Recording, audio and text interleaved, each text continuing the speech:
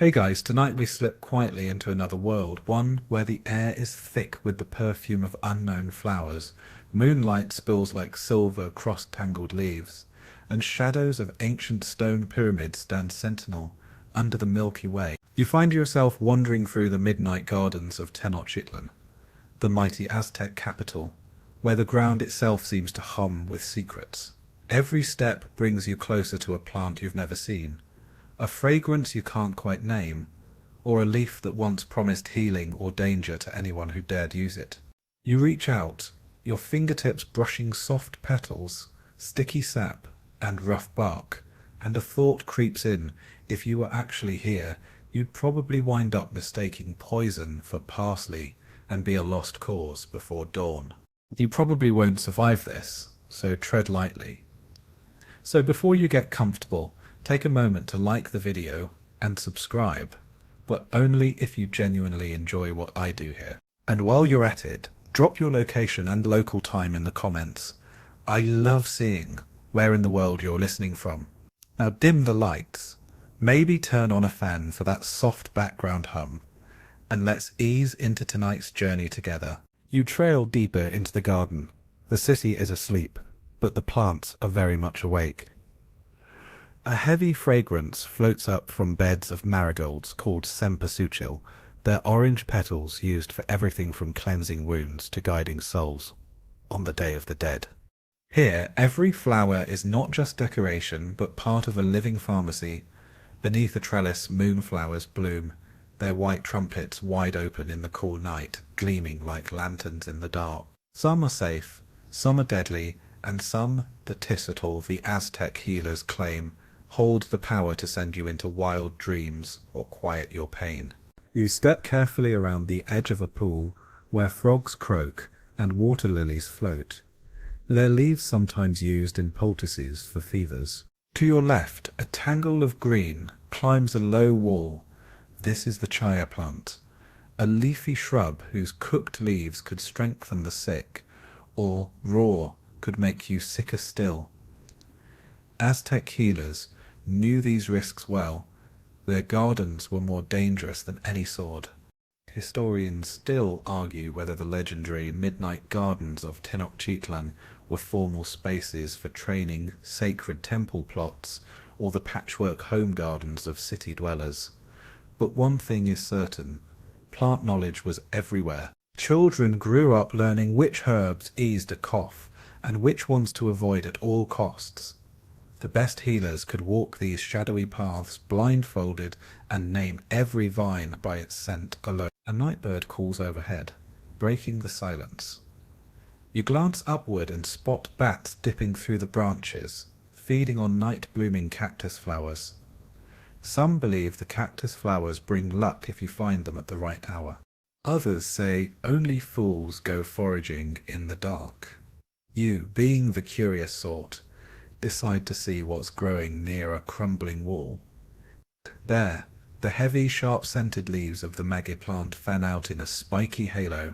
Maguey was prized by the Aztecs, its fibers woven into fabric, its sap fermented into pulque, its thorns used for ritual bloodletting, and, less dramatically, for sewing up wounds. The garden is also filled with the voices of the past. Ghosts of Tessail, physicians who mixed and measured under the stars, seem to watch as you step among their precious beds. Some you suspect would be quick to scold. Did you remember that too much willow bark can numb more than just pain? Or that certain chili peppers used wisely could treat infections, but used foolishly would have you running for water until sunrise. The Aztecs lived with these contradictions every day. Beneath a stand of tall, whispering maize, you catch the flicker of a tiny flame, an imagined healer tending a midnight fire, grinding herbs by lamplight, ready to brew a potion for a fevered child or a wounded warrior. Mainstream historical fact: the Aztec Empire supported a thriving culture of professional healers, some attached to temples, others serving as neighborhood plant doctors. Their botanical knowledge filled entire codices, illustrated books now mostly lost to time, but hinting at hundreds of plant-based treatments for everything from coughs to snakebite. Tonight, the mood is high, and you're surrounded by scents so rich you almost feel them pressing against your skin. Crushed basil and mint, the musky sweetness of chocolate blossoms, the sharp snap of a broken chili. For a moment, you forget you're just a visitor. You kneel by a bed of golden marigolds, fingers pressed into the damp earth, and wonder if any of these ancient medicines still grow wild in the cracks of modern Mexico. Historians still argue how much Aztec botanical wisdom was truly forgotten, and how much endures in disguised or blended forms. Some say you can find the echoes in backyard gardens or in the markets, where sellers push fresh epizode for a restless stomach, or offer bundles of sage for a blessing. Others believe most of the old lore is lost, its secrets swallowed up by conquest and time. You pause one last time listening for footsteps, maybe a priest collecting herbs for tomorrow's ceremony, or a grandmother on a midnight walk, basket in hand, humming an old song about marigolds and memory. The garden remains, lush and humming with possibility, inviting you to wander just a little farther and risk one more story in the moonlight. You move deeper into the garden, the ground cool beneath your bare feet, passing from silver-lit beds of marigolds into a darker tangle of leaves and shadow. Here, at the garden's edge, the plants seem to grow wilder, crowding over old stones, tangling together in a silent, living web. Somewhere the soft shuffle of footsteps, real or imagined, draws your attention, and you find yourself face to face with an ancient figure moving gracefully between the rows. This is the Tisotol, the Aztec healer, keeper of secrets, watcher of the nighttime garden. Tonight, the Tisotol is old and patient, eyes glimmering in the moonlight, hands stained with sap and earth. You watch as they stoop to gather leaves from a bush you'd have mistaken for simple weeds. The healer doesn't speak at first. Instead, there's a careful reverence in each gesture, choosing leaves with practiced fingertips, rolling a sprig between the palms, inhaling a sharp, grassy scent before tucking the harvest into a woven pouch. You're certain you'd fumble and pick the wrong plant if you tried. That one's for cough, the healer finally whispers, voice soft and amused, but don't use too much or your tongue will sleep for days. Well, that would make for a quiet guest at least. Mainstream historical fact: the Tisotol, the physicians of the Aztecs, were respected members of their communities, trained from youth in the art and science of plant medicine. They studied under master healers, learned to read the codices, memorized the properties of hundreds of herbs, and kept careful track of remedies in songs and stories. Some Tisotol worked out of home gardens, while others were attached to grand temple complexes, treating nobles and commoners alike. Their knowledge was prized, and sometimes feared by those who knew that a simple brew could heal or harm. The healer gestures for you to follow. You find yourself at a low stone bench, half hidden beneath a sprawling morning glory vine. The flowers are tightly furled, waiting for sunrise, but the leaves glisten with dew. We learn by watching, the Tisotol says, settling onto the bench. Plants tell their secrets slowly, sometimes with a blossom, sometimes with a bitter taste, sometimes with a dream. There's a wry smile. Not every patient is patient enough. You ask how a healer starts their day. The answer is both mundane and magical. First, a walk in the garden, checking which plants have thrived or suffered overnight. Next, the careful gathering of what's needed. A handful of bitter bark for a neighbour's fever, bright yellow petals to ease a child's nightmares, or a pinch of crushed chili for a stubborn cough. Then, in a small hut or corner of a home, the Tisotol grinds, boils, and brews. Pestle and mortar, fire and water, leaf and stone, all come together to make medicine. Fringe tidbit: the most skilled Tisotol were said to know plants by their music. The rustle of leaves, the rattle of seeds, the snap of stems.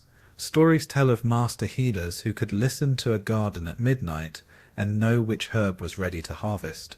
Of course, the less talented just hoped the patient didn't notice if the remedy tasted a bit off. As you listened, the Tessitide recounts a memory, a time when a great noble arrived at their door, burning with fever and raving about monsters. No priest or warrior could help. Only the healer, with a cool compress of willow bark and marigold, brought the fever down.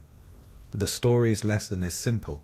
Sometimes the smallest leaf, not the grandest ritual, holds the cure. Historians still argue whether the Tissel were scientists, magicians, or something in between. Some say their wisdom was based on careful trial and error. Others that dreams and omens guided their hands as much as observation. There are codices with precise instructions for remedies, but also whispered stories of healers who spoke to spirits, asking which root to dig or which flower to avoid. The healer invites you to look closer at their pouch of medicines. Inside, you find dried petals, shavings of bark, twisted roots, and what looks suspiciously like a very old chili pepper. This is enough to cure most things, the healer says, but never all. Some illnesses belong to the gods, not to us. There's a humility there, a recognition that even the most skilled Tissitae sometimes fail. You watch as the healer wraps a wounded leaf with a strip of Magi fibre, then ties a tiny amulet woven from amaranth around a sprig of sage. A little medicine, a little luck, they explain. One helps the body, the other helps the heart. You wonder how many ailments are eased as much by kindness as by any herb. A bat dips low overhead, chasing an insect, and the healer laughs softly. Some cures are found by moonlight, some by mistake. There's a pause, and some just take time. The garden feels different now, not just a collection of plants, but a living library, every leaf a page, every root a story. You thank the healer, who shrugs as if it's all in a night's work. As you rise, you notice a single marigold left on the bench, a silent blessing for dreamers and wanderers who walk through midnight gardens in search of forgotten cures. You walk on, drawn by the faintest shimmer of torchlight flickering against tall stone walls, and soon find yourself on the outskirts of a sacred precinct, an island of calm where the ordinary city hushes its voice. This is the temple garden, where the most precious and powerful medicinal plants are grown, guarded not by fences or locks, but by priests, prayers, and a reverence that settles deep into the soil. The scent here is heavier, almost electric, as if the air itself remembers every ritual and every whispered plea for healing. The garden is carefully arranged, every bed marked with carved stones, etched in glyphs and pictographs. Mainstream historical fact: many great Aztec temples, especially those in the heart of Tenochtitlan, maintained botanical gardens. These were not just for beauty, but served as living pharmacies, schools for young priests and healers, and a vital resource during illness or war. Plants are deemed sacred or rare, were grown here for temple use, some for offerings, some for rituals, and many for medicine. The famed Moctezuma himself kept vast pleasure and medicinal gardens filled with wonders gathered from all corners of the empire. You follow the worn flagstone path, noticing how each plant seems to stand taller within these sacred walls, giant sunflowers bowing beneath the weight of their seeds, vines trailing from the shadows, wild tobacco and sacred sage crowding together like siblings in a secret. Temple gardeners, dressed in crisp white cloaks, tend the beds with slow, practiced care, each movement a kind of silent prayer. Their hands hover over tender shoots, their faces serene as they pluck, water and mulch, giving thanks to the earth and sky for every new leaf. A small group of apprentices kneel in a circle, chanting softly as they grind seeds in a bowl of volcanic stone. The sound is hypnotic, blending with the rustling of leaves and distant notes of a wooden flute played for the gods of medicine. The head priest, a tall figure with a crown of eagle feathers, passes by, nodding gravely as he inspects the rows. He pauses before a cluster of low shrubs, and with great ceremony cuts a single flower, laying it atop a little stone altar in the garden's heart. Fringe tidbit: some temple gardens were rumoured to have forbidden corners, where the most dangerous or mysterious plants grew, hidden from all but the highest-ranking priests and the boldest tussle. It's said that only those who could interpret dreams and omens were allowed to harvest from these shadowy beds. There are legends of plants that bloom only by moonlight, whose roots must be dug up with songs, or else lose their power. Whether these stories are true or just tales told to keep apprentices in line, no one can say for certain. You move through the garden, pausing at a bed of tall white lilies whose sweet scent is almost dizzying. These, you learn, are reserved for offerings during festivals, or used in remedies for the gravest illnesses. Perhaps a poultice for a warrior's wounds, or a decoction for a ruler's fever. An apprentice, shy and eager, whispers that their grandmother swears the lilies can cure a broken heart too, though historians still argue if that's wishful thinking or true Aztec wisdom. You come to a low pool lined with flowering mint and shaded by fig trees. The water glassy and cool, small turtles bask on the rocks, undisturbed by your presence. Here, temple priests gather herbs at dawn, dipping them in the sacred water before drying them on woven mats. It is not just the plant that heals, says an old gardener, but the way it's prepared, the song, the prayer, the silence. A faint giggle carries from the far end of the garden. Two young apprentices are daring each other to touch the leaves of a stinging nettle, yelping in mock pain and delight as their fingers tingle and redden. The head priest scolds them gently, reminding them that every plant is to be respected. There are gods in every root, he says, even the ones that bite back. Historians still argue whether the Aztec approach to plant medicine was more spiritual or practical. Some insist that rituals and prayers were central, unlocking a plant's true power. Others believe these ceremonies were mostly for show, with real healing coming from hard-won botanical knowledge. But watching the care with which each herb is gathered, the way apprentices pause to thank the earth, it's clear that faith and science walked side by side in these sacred gardens. You linger as twilight deepens, reluctant to leave the peace of the temple grounds. The garden's heartbeat feels steady, the air shimmering with the energy of 1,000 forgotten remedies, and 1,000 more yet to be discovered.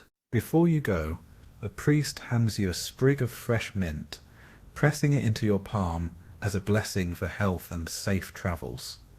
You tuck it behind your ear, the cool scent anchoring you to this moment. The temple garden, with its beds of forbidden, sacred and healing plants, fades into the shadows behind you, but you carry the memory and the mint onward into the Aztec night. A little braver, a little wiser, and still deeply curious about what the next corner of this living pharmacy might hold. You continue wandering through the city as the sky shifts from deep indigo to a softer pre-dawn blue. The gardens are behind you now, but the scent of mint still lingers at your ear, a tiny, living thread to the mysteries you've just left. Soon you find yourself near a bustling market square, silent now, but forever haunted by the scents and echoes of the day. Here the ground is packed hard by 1,000 footsteps, and the stalls are empty, except for one lone figure, a woman stooped over a heavy stone mortar.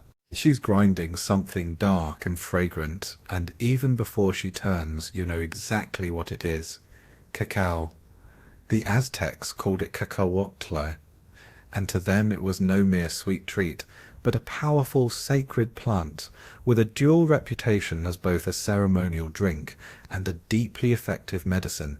Mainstream historical fact: for the Aztecs, cacao was so valuable it served as currency, an offering to the gods, and the main ingredient in frothy, spicy beverages, reserved for nobles, priests, and warriors. They mix the ground beans with chili, maize, honey, and aromatic flowers, sometimes using the drink to fortify the body, other times to heal the heart or mind.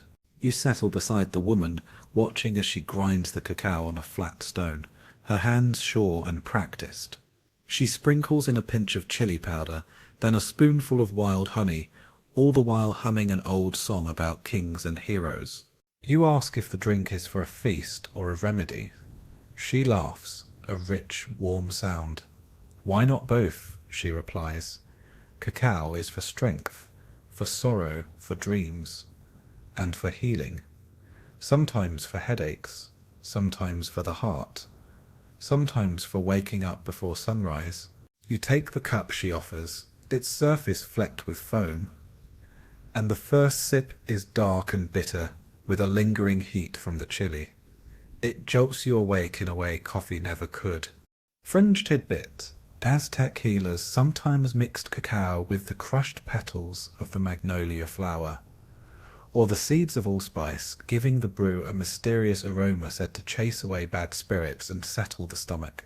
There were even secret recipes known only to the palace healers, reserved for treating the emperor's private ailments, though as the woman winks, historians still argue whether these imperial potions worked wonders, or just offered a royal excuse for more chocolate.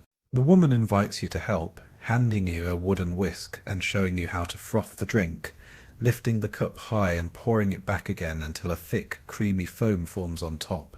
She explains that the foam is the prized part, sometimes topped with a sprinkle of chili, or even delicate flower petals, offered up to the gods before anyone else could drink. The ritual itself, she says, was as healing as the cacao. You cannot be angry while you make chocolate. It requires patience and good humour. You notice as you work that the market has begun to stir. Shadows pass among the stalls. Other early risers, perhaps a tisset collecting supplies for the day, or a priest seeking flowers for a ritual. The woman pours you another cup. Cacao helps with pain, she murmurs, especially the pain that cannot be seen. Grief, worry, a heart too full, or too empty. She tells a story of a young warrior who drank cacao mixed with marigold after losing his first battle, emerging with a spirit restored, if not his pride. Mainstream historical fact, archaeologists have found traces of cacao in ceremonial vessels from across Mesoamerica, testifying to its wide and enduring use. Some codices even describe its role in childbirth, with new mothers given cacao drinks laced with herbs to recover strength, or as an aphrodisiac to help heal marriages in trouble. The Aztecs' knowledge of cacao's chemistry may have been rudimentary, but its effect on body and mind was legendary. The woman shows you a collection of tiny, carved wooden stamps used to decorate cakes of pressed cacao and to mark them for ritual or medicinal use. Some cakes are meant to be dissolved in water for healing, others are gifts to the gods, and a few carefully wrapped in maize leaves are tucked away for emergencies. You're tempted to pocket one for later, but she gives you a knowing look. Every medicine has its time, she reminds you, and you set it back with the rest. Historians still debate how much of the Aztecs' medical success with cacao was due to the plant itself, and how much to the rituals and stories surrounding it. Was the healing in the foam, the flower, the chili, or in the belief that each cup could change your fate? Perhaps, as the woman says, all remedies are stronger when you believe. You stand and thank her. She offers a final cup, poured high so the foam dances in the sunlight, and bids you farewell with a gentle warning. Drink slowly. Remember, cacao is a gift and a medicine, but it's not a cure for foolishness. You leave, the lingering warmth of chili and chocolate in your chest, feeling both lighter and more awake than you have in days. As you step back into the waking city, you wonder how many remedies begin not with a rare plant or a hidden recipe, but with a simple cup of kindness shared at sunrise. You leave the market behind as the city wakes up in a slow golden glow, the early haze lifting off the canals, and find yourself wandering into a quieter neighborhood where the hum of daily life is just beginning. Here, between rows of simple houses and tiny shrines, you catch sight of another garden, this one far more modest than the temple groves or palace plots. Still, every bed and clay pot is bursting with green life, and you sense you're about to learn the real secrets of Aztec medicine, the plants used for the most common and the most troubling illnesses, fevers. Mainstream historical fact: fever was one of the most common and feared ailments in the Aztec world. The Tezatl classified fevers as hot or cold illnesses, each demanding its own treatment. They recognized that fevers could signal many things: infection, spirits, imbalance, or even punishment from the gods. Treatment was practical, spiritual, and sometimes, frankly, experimental. Many of these herbal approaches prefigured modern medicine, though historians still argue how much was science and how much was ritual. You crouch near an old healer, a woman with silver hair woven with marigold petals. She gestures you closer and explains, in a low voice, that fever burns away strength and hope, if left alone. Her hands move deftly as she gathers a bouquet of plants. Willow twigs with their pale, flexible bark, wild mint plucked from the shade, tiny blue flowers from the feverfew patch. Each has its moment in the healer's stories. Willow cools the blood, she explains. Mint clears the mind, and feverfew, well, that keeps the heat from taking hold of the soul. She hands you a willow twig to chew. The taste is bitter, almost medicinal. You wince, but she only grins. If it tastes good, it's probably just for decoration. You're not sure if she's joking, but the bitterness does make your headache fade. You watch as she crushes the willow and mint together, wraps them in a damp cloth, and presses the bundle to your wrist. We fight fever from the outside too, she says, pulling the heat away. Sometimes, she tells you, she steams these plants over hot stones to make a cooling vapor bath for children or the elderly, the aromatic mist said to chase the fever spirits back into the mountains. Fringe tidbit: some healers took things a step further, pairing their plant remedies with bizarre rituals. One tale, half whispered, half sung, describes a Tissus idol who made patients hold a red chili between their toes while being fanned with marigold leaves, the logic being that the chili would trick the fever out through the feet. You can't help but picture yourself trying to balance a chili on your big toe and decide wisely not to suggest this at your next doctor's visit. The healer's house smells clean and sharp like smoke, mint and clay. Inside, bundles of dried herbs hang from the rafters, and a big, flat griddle sits over an open fire, ready to toast fever-relieving teas. She pulls out a codex, its bark paper pages painted with images of leaves, flowers, and pale-faced patients wrapped in blankets. The illustrations show healers placing cool compresses on foreheads, but also offering prayers and burning incense. The treatment of fever, she explains, is a blend of plant, word, and willpower. She teaches you a rhyme: mint to the brow, willow to the wrist, marigold on the door, keep fever off the list. You repeat it, feeling faintly ridiculous, but the old woman assures you the gods listen better to those who sing. If nothing else, it distracts the sick long enough for the herbs to work, she chuckles. And distraction is half the cure. Historians still debate how much Aztec healers truly understood about infection and disease transmission. Some evidence suggests they observed which illnesses spread faster in crowded homes, and they may have recommended more frequent bathing or the burning of certain herbs for their cleansing smoke. The logic might have been spiritual, but the results were sometimes surprisingly effective. Before you leave, the healer wraps a fresh mint leaf around your finger and tells you to inhale its scent whenever you feel too hot or anxious.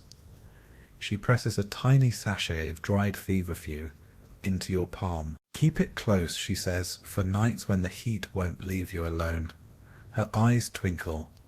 or for when you eat too much chili and regret it by morning. As you walk away, you notice other neighbors tending to their own fever-fighting gardens. Everywhere you look, there's evidence of this deep living relationship with plants.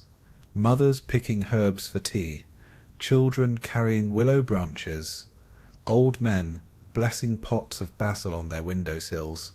The city itself seems to hum with the quiet power of forgotten medicines, each one waiting for its moment.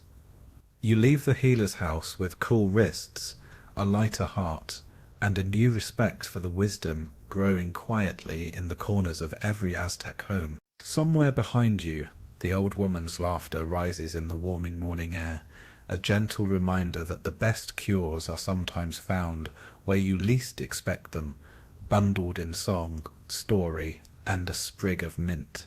As the sun climbs higher over Tenochtitlan's rooftops, you wind your way toward the city's shimmering edge, where canals cut through clusters of willow trees, their branches trailing in the slow-moving water, like green fingers combing the day awake. The breeze carries the scent of crushed bark and moist earth, and you realize you've stumbled onto the source of one of the Aztecs' most celebrated remedies, the willow. Mainstream historical fact: willow bark was prized by Aztec healers for its powerful pain-relieving properties. Long before scientists would identify salicylic acid, the active ingredient in modern aspirin, the Tait were steeping willow bark in water, chewing the twigs, and applying poultices to aching limbs. To the Aztecs, the willow's usefulness seemed almost magical. It soothed fevers, eased headaches, reduced swelling, and calmed the pains of old warriors and young children alike. You pause beneath a sprawling tree whose trunk bends low over the water. An old man sits at the base, sharpening a stone blade. He gestures for you to join him, and wordlessly hands you a length of willow bark. You watch as he peels it into thin strips, then grinds it against a rough stone, mixing it with cool canal water until the mixture forms a bitter-smelling paste. Good for joints, he rasps, rubbing it on his knees. Good for stubborn sons too, if you can catch them. He winks. There's always room for a joke, even in the middle of an impromptu pharmacy. Fringe tidbit. Local legend claims the willow has a spirit that prefers to help those who ask nicely, and occasionally to trick the careless. There's a story of a healer who forgot to thank the tree and found himself itching for days despite all his remedies. Children are taught to sing to the willow before taking its bark, a mix of gratitude and mild insurance, just in case the tree is listening. You wonder how many itchy arms were simply the result of forgetting their lines. The old man shows you how to brew a willow tea, boiling the bark with mint and a touch of honey, straining it into a cup that smells earthy and medicinal. He offers you a sip. It's bitter, but soon you notice a warmth in your chest and a subtle easing of the tightness in your shoulders. The body remembers kindness, he says, and so do the trees. He tells you the willow was also used for more than just pain. In times of drought, pieces of willow branch were floated in ceremonial basins as a hopeful offering to Tlaloc, the rain god. The priests believed the willow's connection to water made it a special intermediary, able to persuade the clouds to open. Historians still argue whether these rituals were taken seriously or just provided a good excuse for a community gathering and a hopeful picnic under the willows. You notice a group of young healers on the far bank collecting twigs for the day's treatments. They laugh and race, each hoping to be the first to find a branch with fresh, flexible bark. One of them slips and falls into the canal, splashing everyone nearby and earning a mock-serious scolding from the old man. More water, more willow, more medicine, he teases, wringing out his tunic. The group dissolves into laughter, and even the trees seem to sigh along. Mainstream historical fact: Spanish chroniclers, stunned by the Aztecs' deep knowledge of local flora, documented the use of willow for nearly every kind of ache and pain. Yet even as this information spread, the precise methods when to harvest, how to blend with other herbs, what prayers or songs to sing, remained closely guarded secrets among the Tisitol.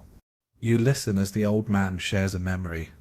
During a summer long ago when sickness swept through the canals, he watched his mother gather willow bark at dawn and boil it for the sick.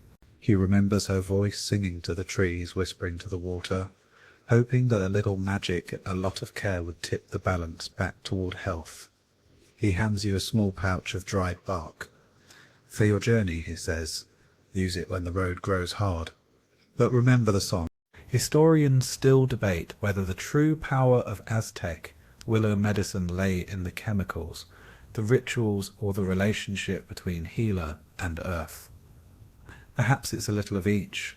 The right bark at the right time, gathered with respect and brewed with belief. Before you leave, the old man points out a peculiar willow with a knotted trunk and an unusually green patch of moss.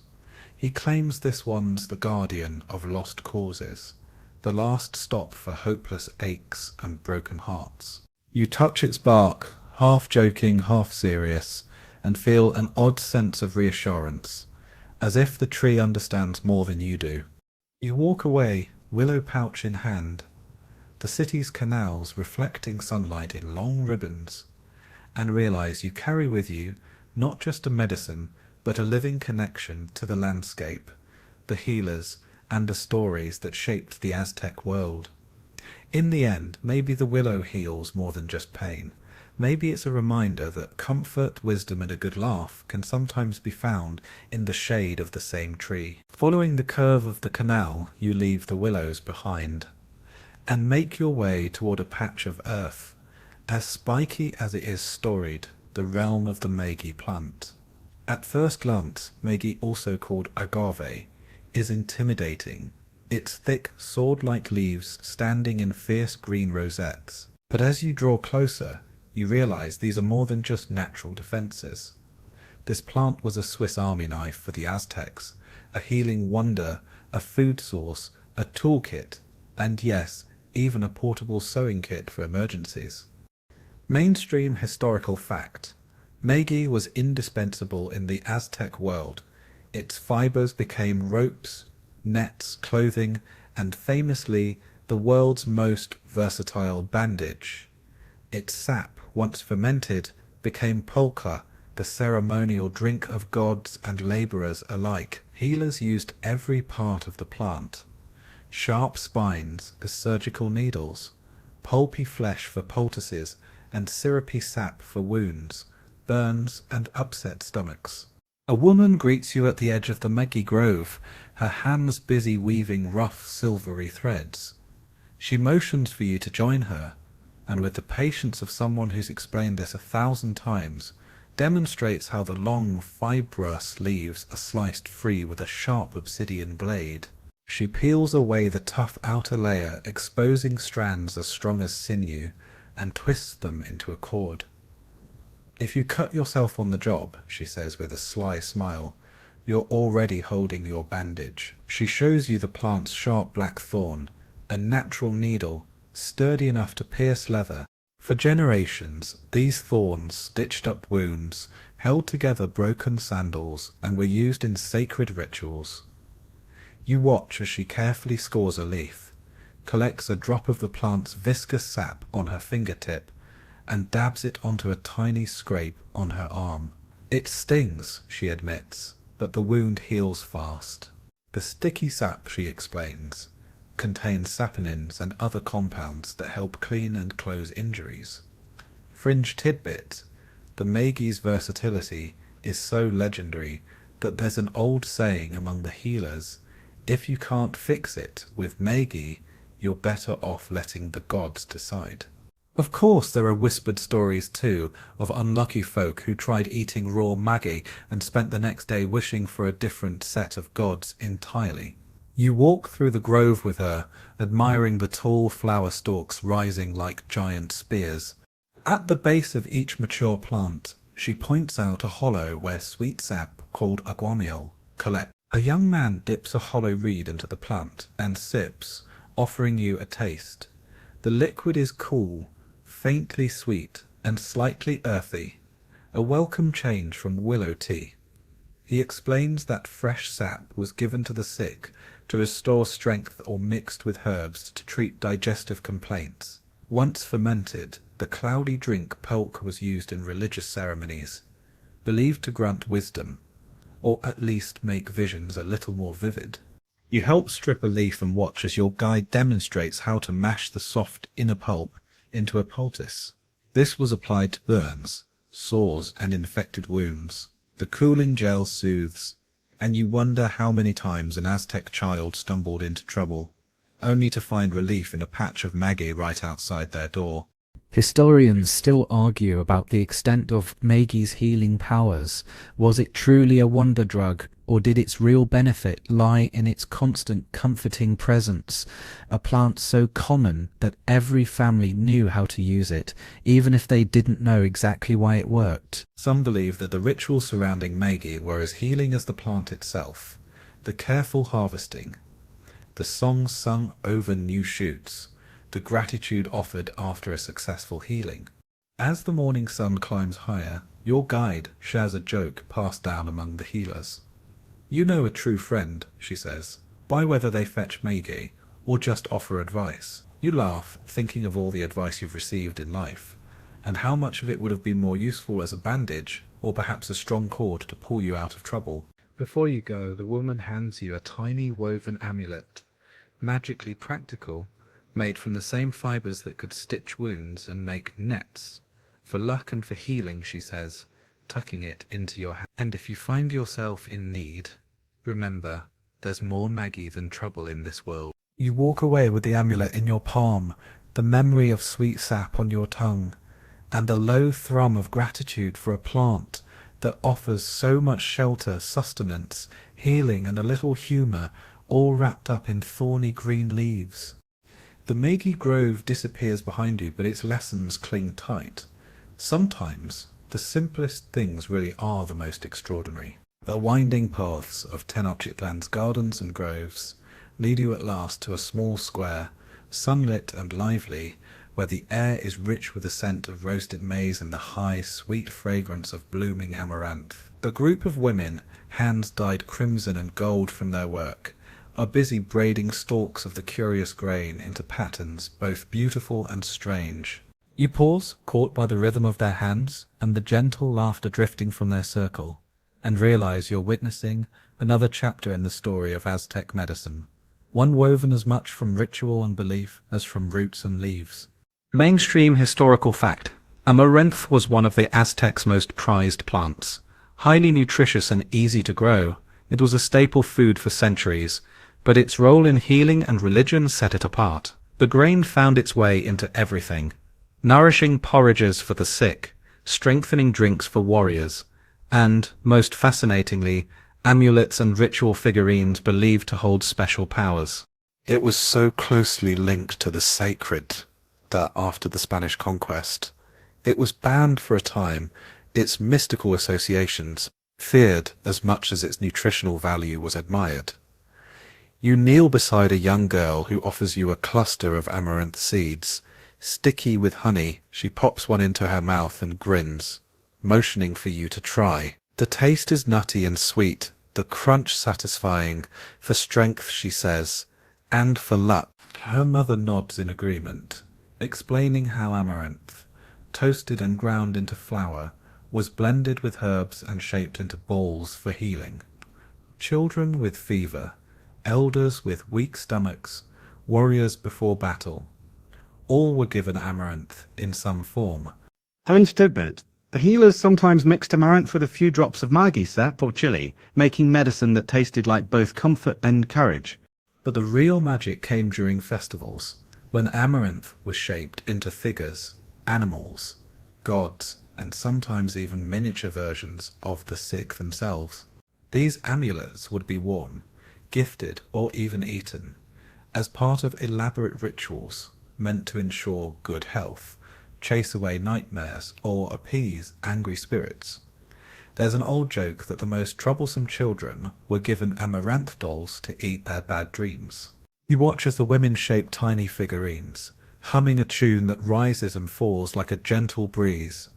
Each figure is pressed with a thumbprint, a signature of care and intent, and dusted with a few bright petals. The leader of the group tells you that some people hid these amaranth charms in their beds or carried them to the market, a secret shield against illness and misfortune. Others wove the grain into bracelets or necklaces, a subtle signal to the healer that someone in the family was ailing and in need of quiet help. Historians still argue whether these amaranth rituals were truly effective or mostly psychological comfort. Some scholars suggest the high protein content and gentle sweetness of amaranth really did help the weak recover faster, while others point to the deep sense of security and belonging that came from being given such a charm. In a city as crowded and unpredictable as Tenochtitlan, perhaps both food and faith were equally necessary medicine. The group invites you to try your hand at shaping a figurine. Your attempt is lopsided and slightly sticky, but the girls applaud and tuck it into a pouch for you. For the road, they say, and you feel a little braver.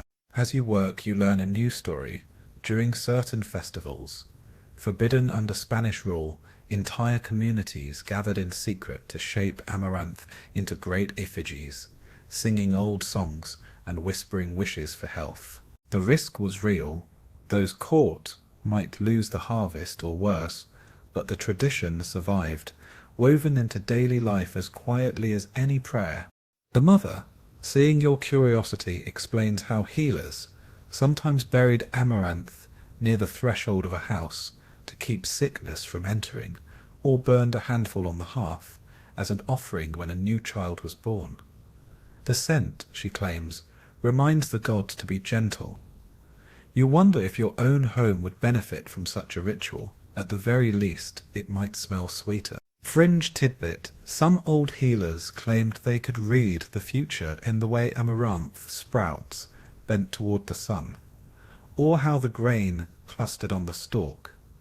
These plant omens, recorded in lost codices, guided everything from planting schedules to the timing of journeys. Others just said it was a sign you needed to weed your garden. Before you go, the group sends you off with a handful of amaranth seeds, a doll for luck, and a blessing that sounds more like a song than a prayer. The square glows with sunlight and voices, and you realize you've learned something precious, that healing for the Aztecs was as much about connection between people, plants, and the spirit world as about the remedies themselves. You leave the square, pockets full of grain and heart full of stories, the bright taste of amaranth lingering as you wander on, always searching for the next forgotten medicine hiding in plain sight. You stroll onward, the morning sun growing strong, and soon your nose tingles with a familiar sharpness, a spicy, smoky heat that drifts from a small courtyard. Here, amid neat rows of earthen pots, you spot a patchwork of green and red, the kingdom of chili peppers. For the Aztecs, chilies were not only food, but powerful medicine, punishment, and even a tool for magic. You pause, feeling a playful warning in the air. Touch nothing unless you want your eyes to water for a week. Mainstream historical fact: chilies, known as chili, were absolutely essential to Aztec cooking and healing. More than 20 varieties grew in gardens and wild fields, each with its own flavor, color, and use. The Tissitilo understood chilies as both hot and cooling agents, able to treat infections, stimulate the appetite, clear the sinuses, and even chase away evil spirits. The heat, caused by capsaicin, was recognized as a force of its own, sometimes curative, sometimes humbling. You watch as a healer demonstrates the art of making a pepper poultice. She pounds fresh chilies, red and yellow, fiery and sweet, mashing them with salt and a twist of maguey fiber. The resulting paste is rubbed gently on aching joints or swollen feet. It burns a little, she admits, but sometimes that's what wakes the healing inside. She laughs, eyes sparkling. If the patient swears at you, It's working. Fringe tidbit. Chilies were also used for punishment. If a child misbehaved or an adult broke a minor rule, they might be made to inhale the smoke of burning chilies, an experience both unforgettable and deeply discouraging. There's an old tale about a particularly mischievous priest who spent an entire afternoon sneezing after being caught pilfering honey cakes from the temple. Some say it cured his sweet tooth forever. Historians still argue whether these spicy corrections were effective discipline or simply the ancient world's version of a practical joke. But chilies were more than a threat or a cure. They played a mysterious role in spiritual and magical practices. Some healers believed certain peppers could ward off curses or attract good fortune.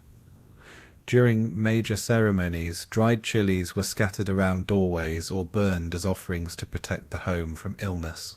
Women sometimes tucked a dried chili into a newborn's blanket as a talisman against the evil eye, and warriors heading to battle might chew a bit of smoked chili to burn away fear.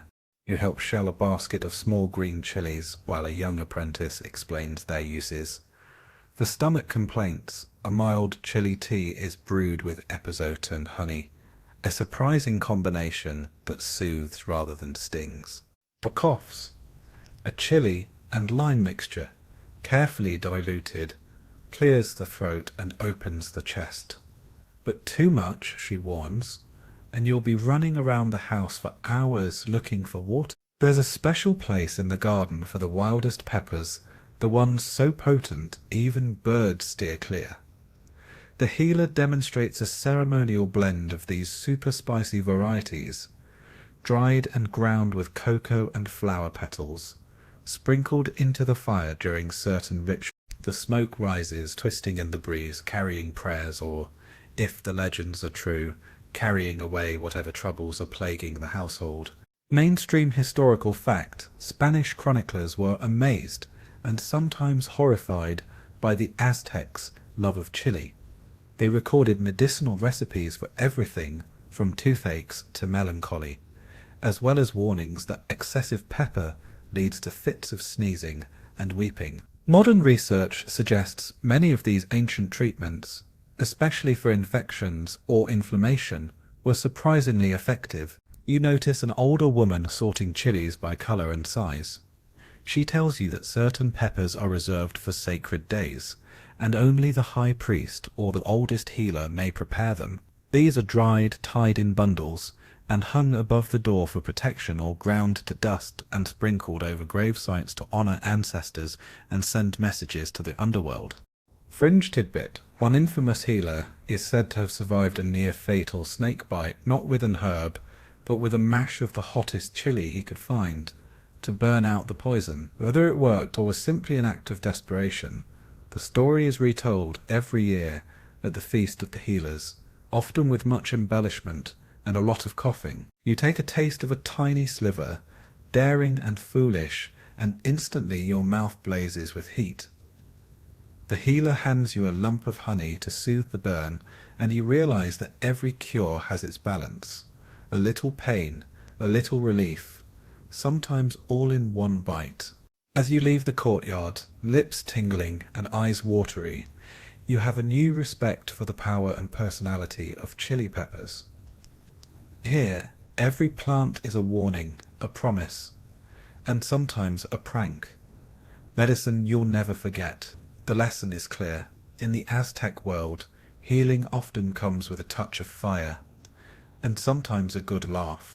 Eyes still smarting, and lips tingling from your daring chili taste test, you drift away from the courtyard and toward the quieter, shadier alleys of Tenochtitlan.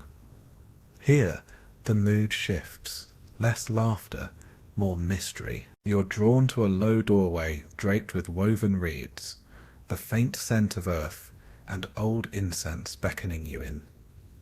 This is the realm of the visionary plants, those that promise not just healing for the body, but journeys for the mind and spirit. Step lightly. You are entering territory where medicine, magic, and myth blur into a single trembling line. Mainstream historical fact, the Aztecs, like many ancient peoples, understood that some plants held the power to alter consciousness. They used hallucinogenic herbs and fungi, both as medicines and as tools for divination, prophecy, and healing of ailments thought to be rooted in the soul. Among the most revered were the seeds of the morning glory vine, Kletzeltzen, the brilliant red flowers of the Senequici, and several species of sacred mushrooms known as Teananakel, the flesh of the gods. Inside, the air is thick with the scent of crushed leaves and burnt copal. An elderly healer sits cross-legged before a bowl filled with dark, glossy seeds. She gestures for you to sit, pressing a few seeds into your palm. For dreams and answers, she murmurs. Not every illness is cured with bandages or tea. Some must be healed in visions. Her fingers are stained purple from handling morning glory seeds, which, when ground and mixed with water, were drunk by priests and patients alike to induce trance or vision. You're invited to observe a healing ritual. A young woman, suffering from long nightmares and unexplained pain, sits quietly while the healer chants, waves incense, and offers her a carefully measured draught. The potion is bitter and grassy, with a faint floral aftertaste. As the effects set in, the woman closes her eyes, breathing deep, while the healer murmurs prayers, guiding her through a spirit journey to confront what cannot be seen.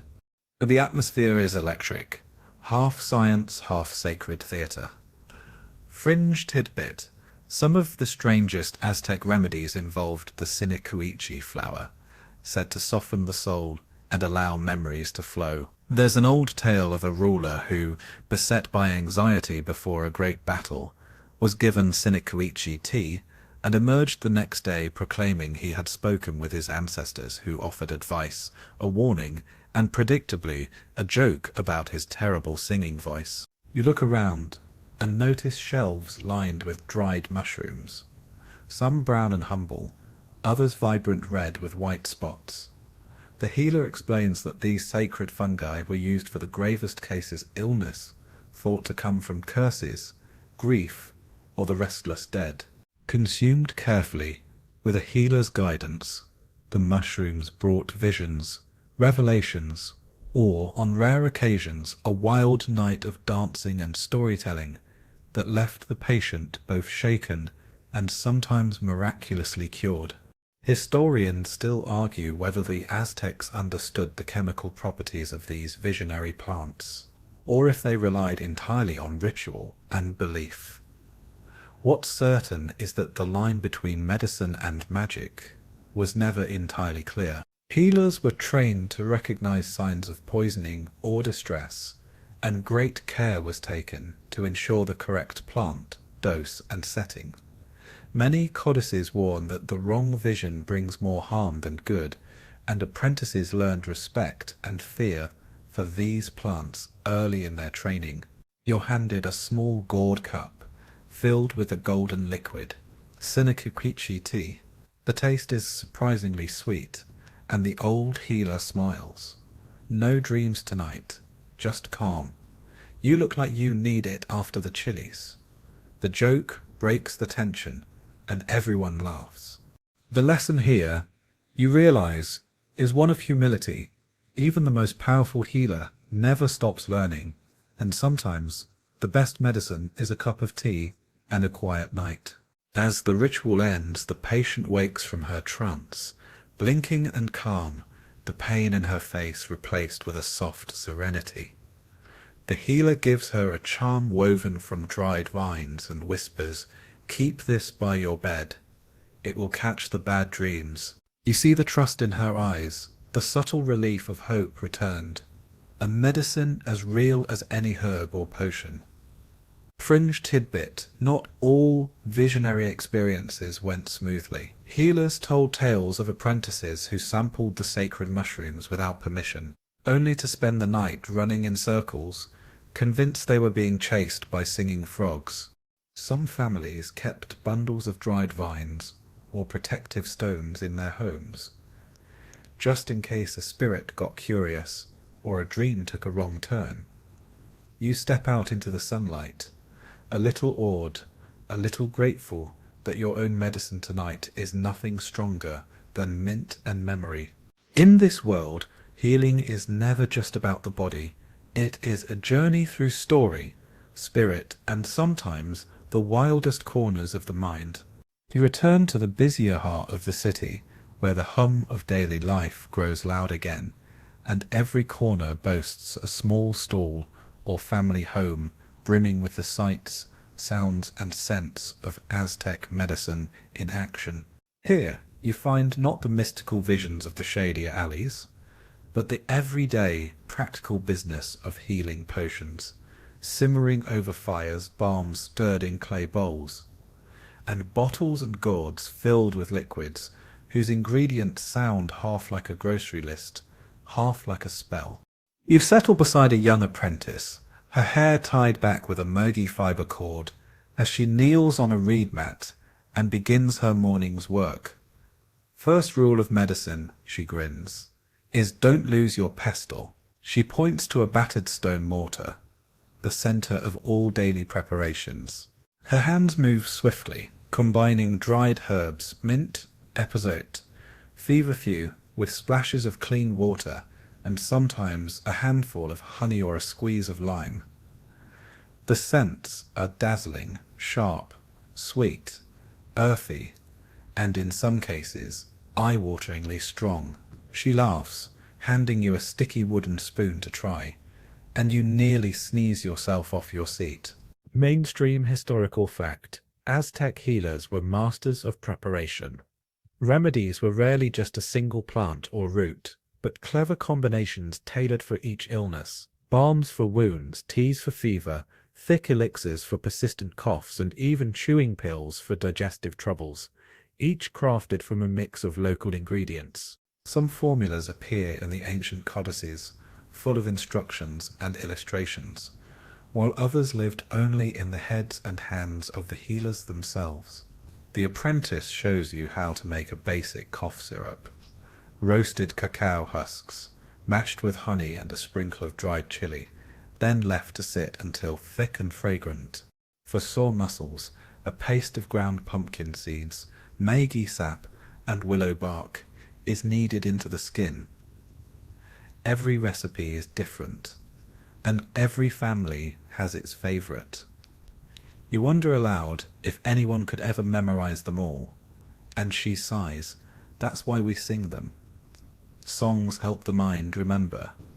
Besides, it's hard to forget the tune when you burn your tongue on hot pepper tea. Fringe tidbit: not all potions are pleasant.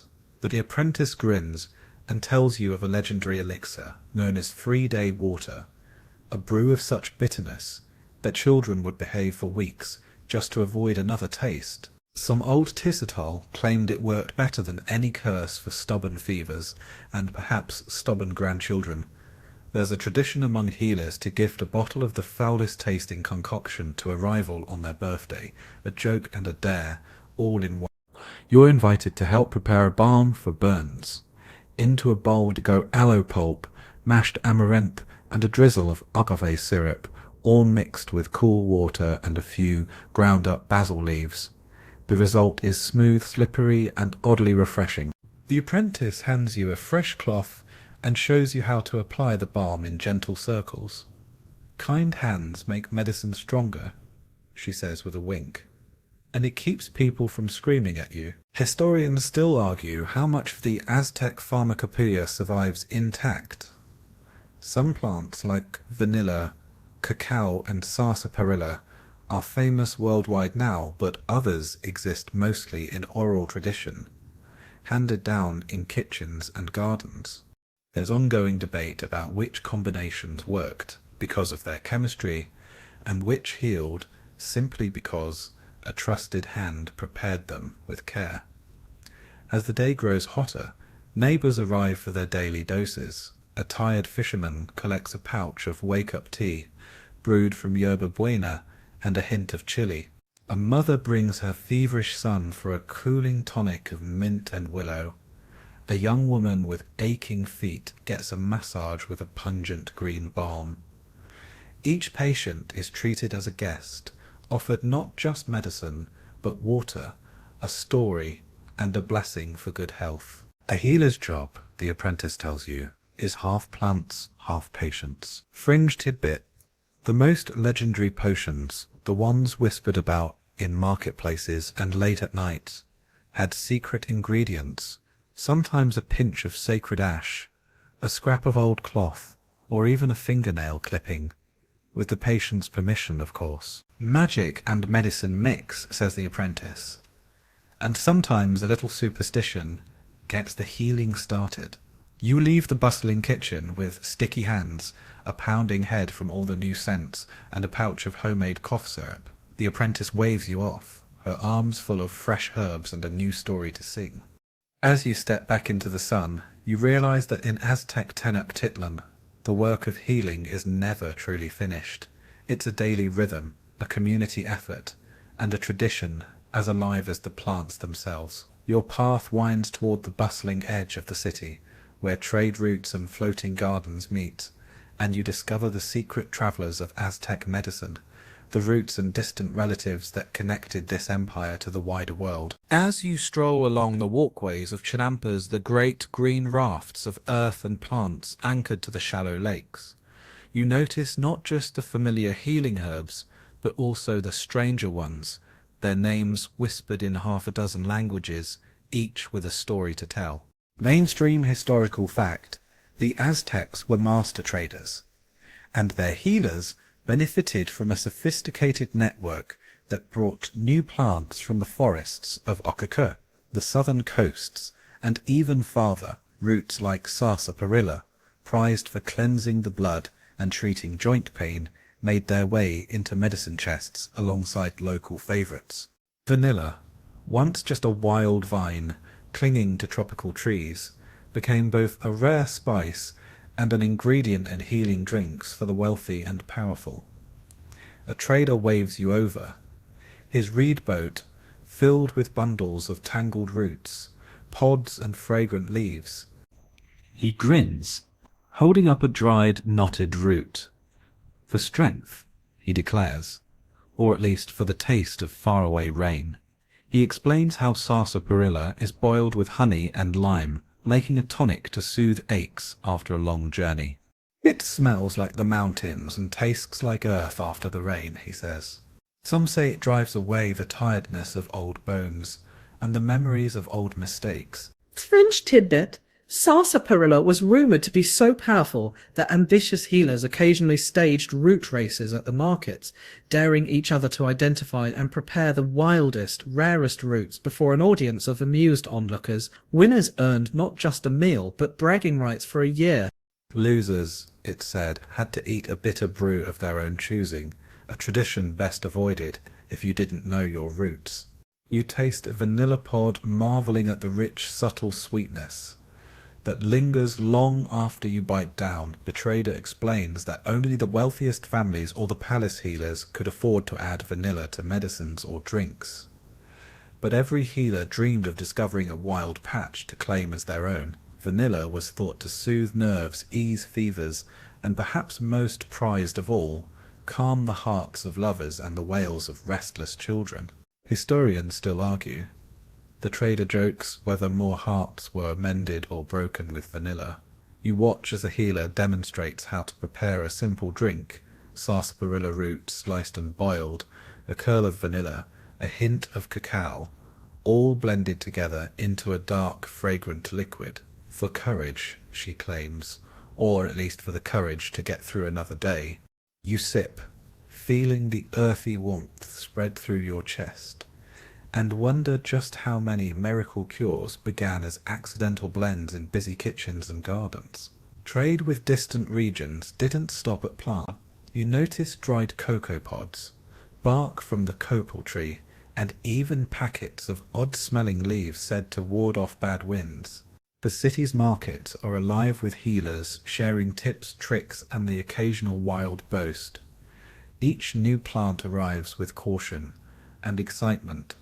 No one wants to repeat the legendary incident where a mistaken root turned a routine tonic into the world's most memorable laxative. The apprentice who survived that day, the trader whispers, became famous, and more importantly, very careful. Mainstream historical fact: the Aztecs relied on a mix of indigenous and imported plants. Their knowledge, far from static, evolved constantly as they experimented with new combinations, asked questions, and passed discoveries from one healer to the next. Sometimes a single root or flower would change the course of medicine, or at least the outcome of a long festival night. You follow a group of apprentices as they carry their prizes home, eager to test the new arrivals. A grandmother at a kitchen door calls you over, showing you her collection of dried roots. Some traded, some gathered by her own hand. She swears by a special tea, a little sarsaparilla, a leaf of wild basil, a sliver of vanilla, for the blues and the bends, she says, when the weather changes, or when the heart needs reminding that spring always comes back. Fringe tidbit: healers sometimes traded in plant stories as much as in plants themselves. If you bought a rare root, you'd get not just the plant, but a tall tale about its discovery, how it was found growing in the footprint of a jaguar, or how it cured the king's favourite parrot of homesickness. The stories, it seems, worked as well as the medicine. As you stroll on, you see how the wisdom of roots and relatives is not just about what heals, but how knowledge grows, passed in laughter, song, and the spirit of exploration. The day's heat settles low, and the air is thick with the sense of distant forests and the promise of discoveries yet. As the afternoon stretches on, the air grows warmer and heavier, and you find yourself drifting toward the city's steaming heart, the place where healing is as much about sensation as science. Here, near the edge of a sprawling plaza, stands a low, stone-walled building, its entrance veiled in scented smoke. This is the Temazcal, the Aztec sweat lodge, a place where herbal medicine, ritual, and steam combine to ease both body and spirit. Mainstream historical fact: the Temazcal was a central part of Aztec life, used for healing, ritual purification, relaxation, and even social gatherings. Heated stones in the center of the lodge were doused with water and herbs, filling the air with clouds of steam. The Tisatidal oversaw these baths, choosing blends of plants and incenses suited to the ailments or intentions of each guest: mint for clarity, sage for cleansing, marigold for sorrow, and copal resin for connection to the divine. You're greeted by a pair of healers, faces bright with sweat, who invite you inside. The air within is thick, warm, and heavy with the scent of basil and pine needles. The stone floor is hot beneath your feet, and as you lower yourself onto a woven mat, a wave of steam envelops you. Breathe deeply, one healer whispers. Let the medicine in the air find its way. You close your eyes and inhale. Instantly your sinuses clear and your muscles relax, as if the plants themselves are working their magic from the inside out. Fringe tidbit: the Temazcal is sometimes called the womb of the earth, and more than one visitor has claimed to emerge feeling reborn, or at least very, very clean. There are old stories of warriors spending hours in the steam before battle, not just to purify their bodies, but to receive visions from the gods. Some say the hottest lodges inspired the wildest dreams. Others joke that it was just the marigold-scented heat, causing visions of dancing jaguars and talking parrots. You listen to the gentle rhythm of water splashing onto the stones, followed by bursts of aromatic steam. The healer beside you grinds a mix of herbs, mint, epazote, rosemary, releasing their oils into the mist. She rubs a little paste on your forehead and offers you a cup of cool, herbal water to sip. The combination of heat, scent, and care is almost dizzying. You feel sweat bead on your skin, carrying with it the weight of old aches, worries, and perhaps a little of yesterday's regretful chili overdose. Mainstream historical fact: herbal steam baths weren't just about sweat. They often included incense burned on small altars, sometimes using rare resins like copal or dried petals from sacred flowers. Incense was thought to carry prayers upward, purify the soul, and banish lingering bad spirits or illnesses. Spanish chroniclers described Aztec fumigations with a mix of horror and envy, noting that the process left participants glowing, sweet-smelling, and blessedly quiet. The healer invites you to join a quiet chant. As your voice rises with the group, the vibrations seem to echo through the stones and steam. It's as if you're part of something ancient, a lineage of song, sweat, and healing passed down through the ages. The matron next to you, wrapped in a striped cotton towel, catches your eye and nods in shared contentment. Fringe tidbit is a playful tradition in some neighborhoods. The last person to leave the Temescal must perform a small dance or recite a silly poem. You hear giggles as the healer recounts a tale of her own embarrassing steam poem, made up on the spot, about a runaway toad and a bowl of cooling maize porridge. She assures you, laughter is good medicine. Sweat and smiles fix nearly anything. When the session ends, you step out into sunlight, steam swirling behind you. Your skin tingles, and you're handed a small bundle of aromatic herbs, mint, sage, and dried marigold petals, to rub on your skin as a final blessing. Your senses are sharper, your mind clearer, your spirit lighter. The city seems brighter, every colour more vivid.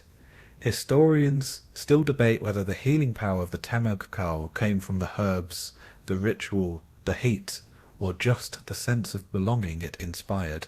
Some say it was the combined effect of all these things. Others point out that time spent with friends, laughter, and warmth can mend as many ills as any potion. You walk away with a head full of sweet steam, a pouch of herbs in your hand, and the deep grateful ache that comes from being truly cared for by plants, by people, and by the ancient songs still echoing in the heat. You step out of the steam bath, skin tingling and mind a little fuzzy, but there's hardly time to bask. All around you, life in the city whirs with the relentless, everyday business of staying well.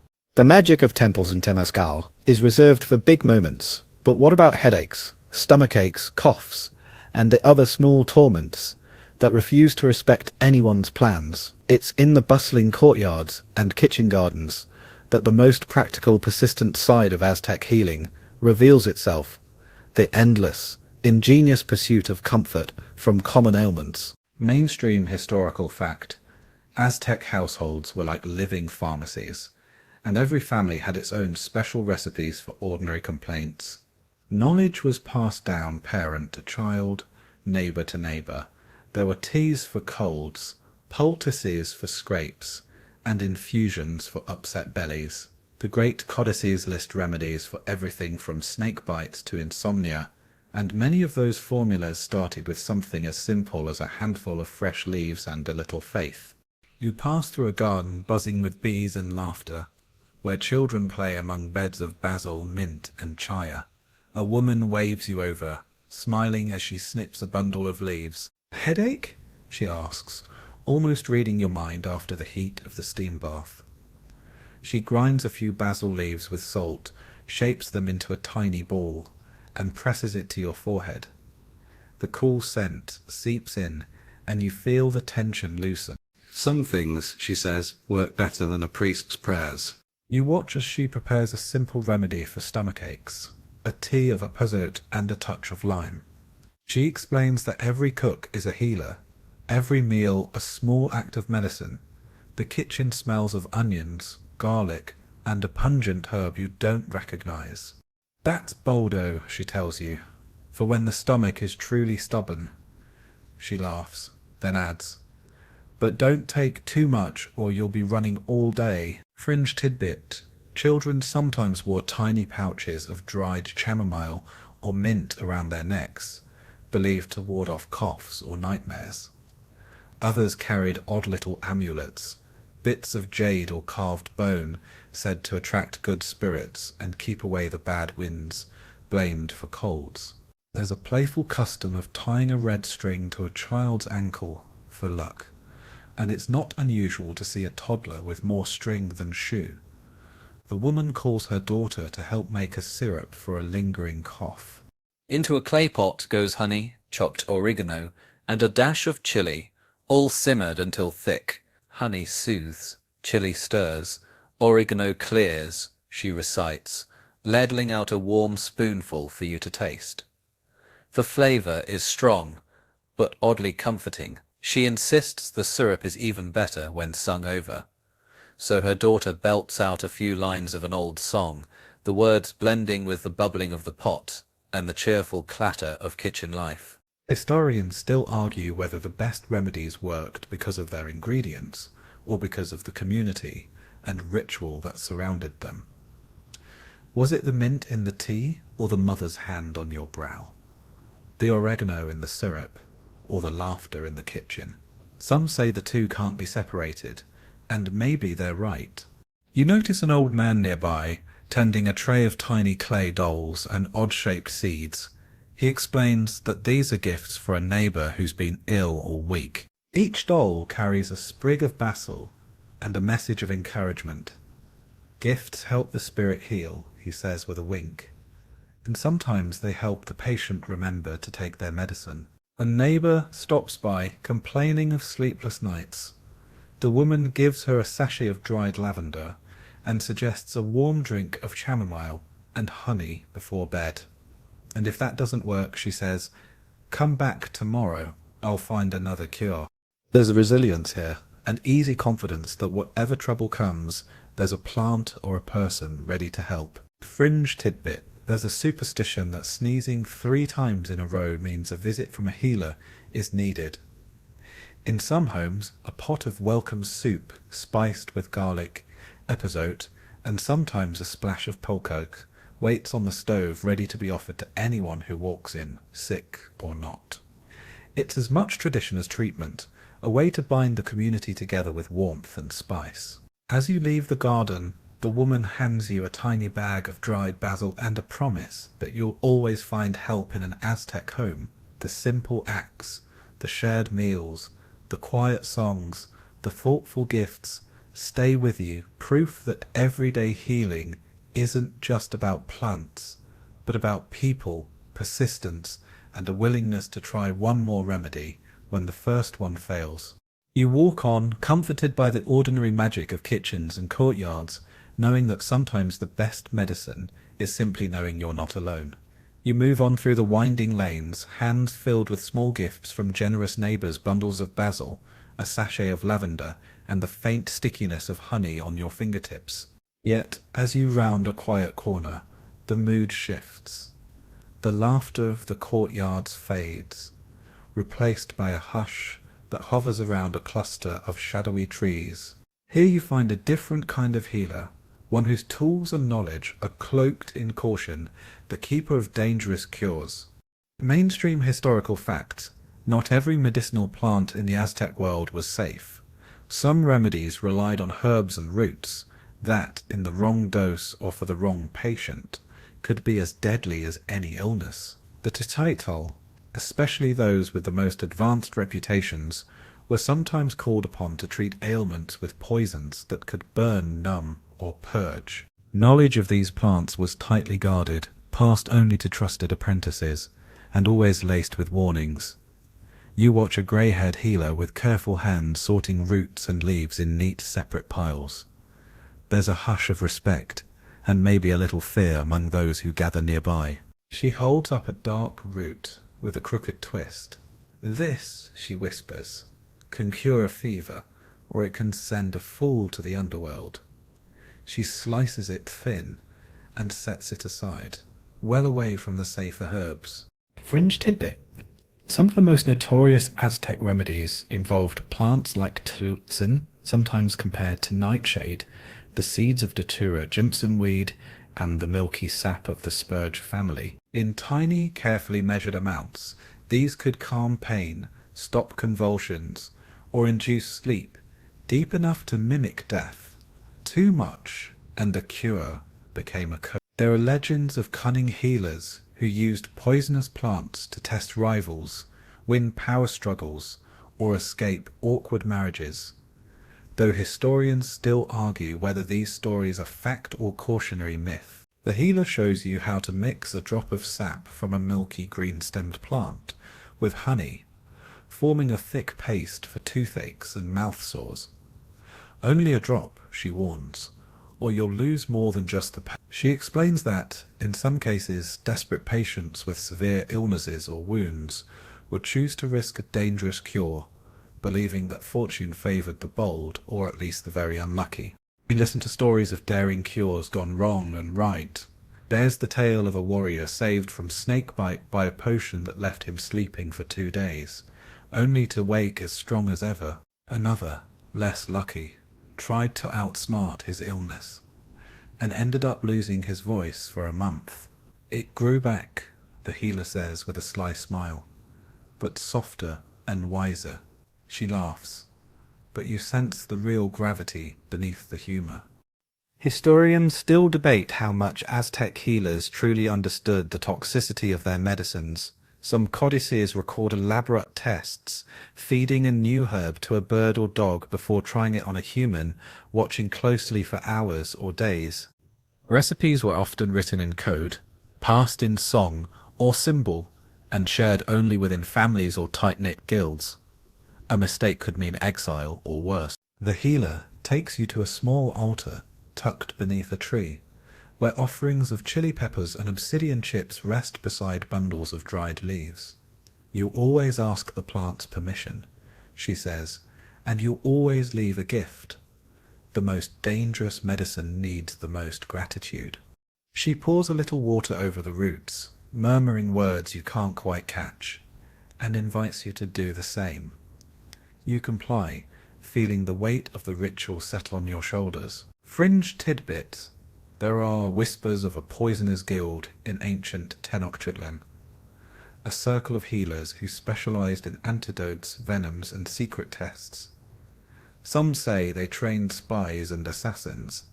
Others insist they were just the bravest healers, called upon when all else failed. No records survive, but the stories endure, traded in hushed voices at market stalls and late-night gatherings. You leave the grove with a new respect for the fine line between healing and harm.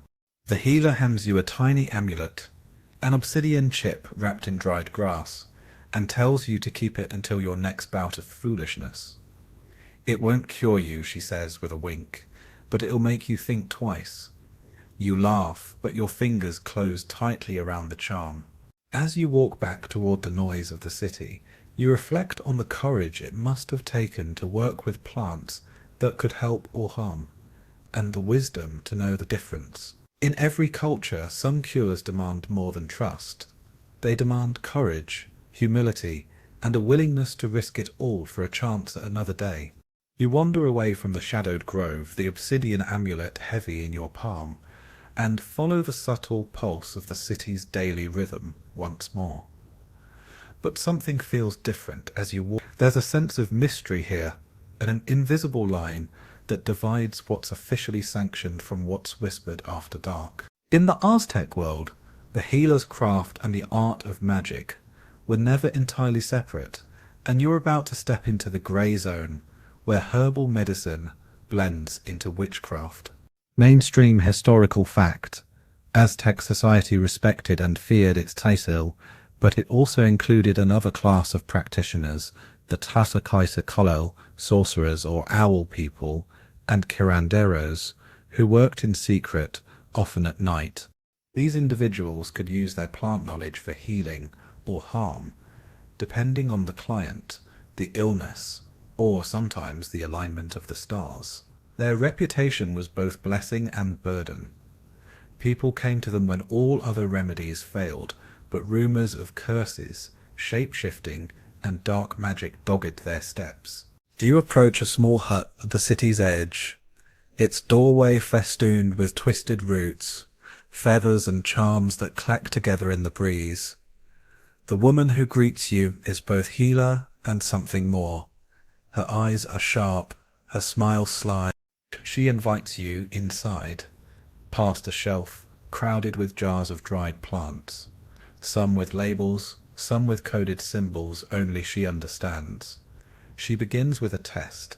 Handing you a sprig of sage and a feather, she asks you to sweep the air above a bowl of incense, to clear the spirits, she intones, and to show you're not here with bad intentions.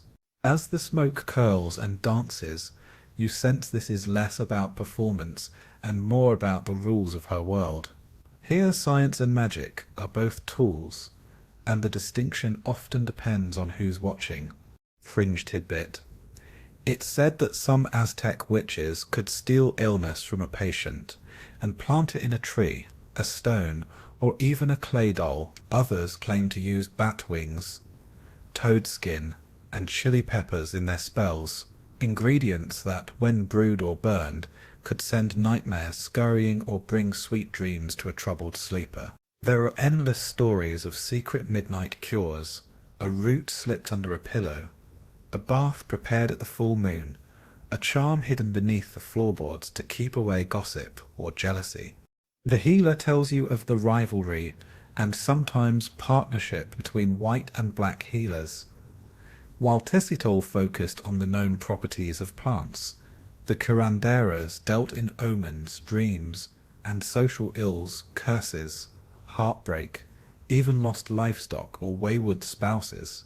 Some illnesses, she whispers, are carried not in the blood, but in the mind or the luck. Those are the hardest to cure. She hands you a bundle of dried rue and tells you to keep it close, in case you attract the wrong kind of attention. Historians still argue whether the fear of witchcraft was fueled by real danger or just a convenient way to explain the unexplainable. Spanish chroniclers, fascinated, horrified, wrote of magical duels, evil eyes, and love potions.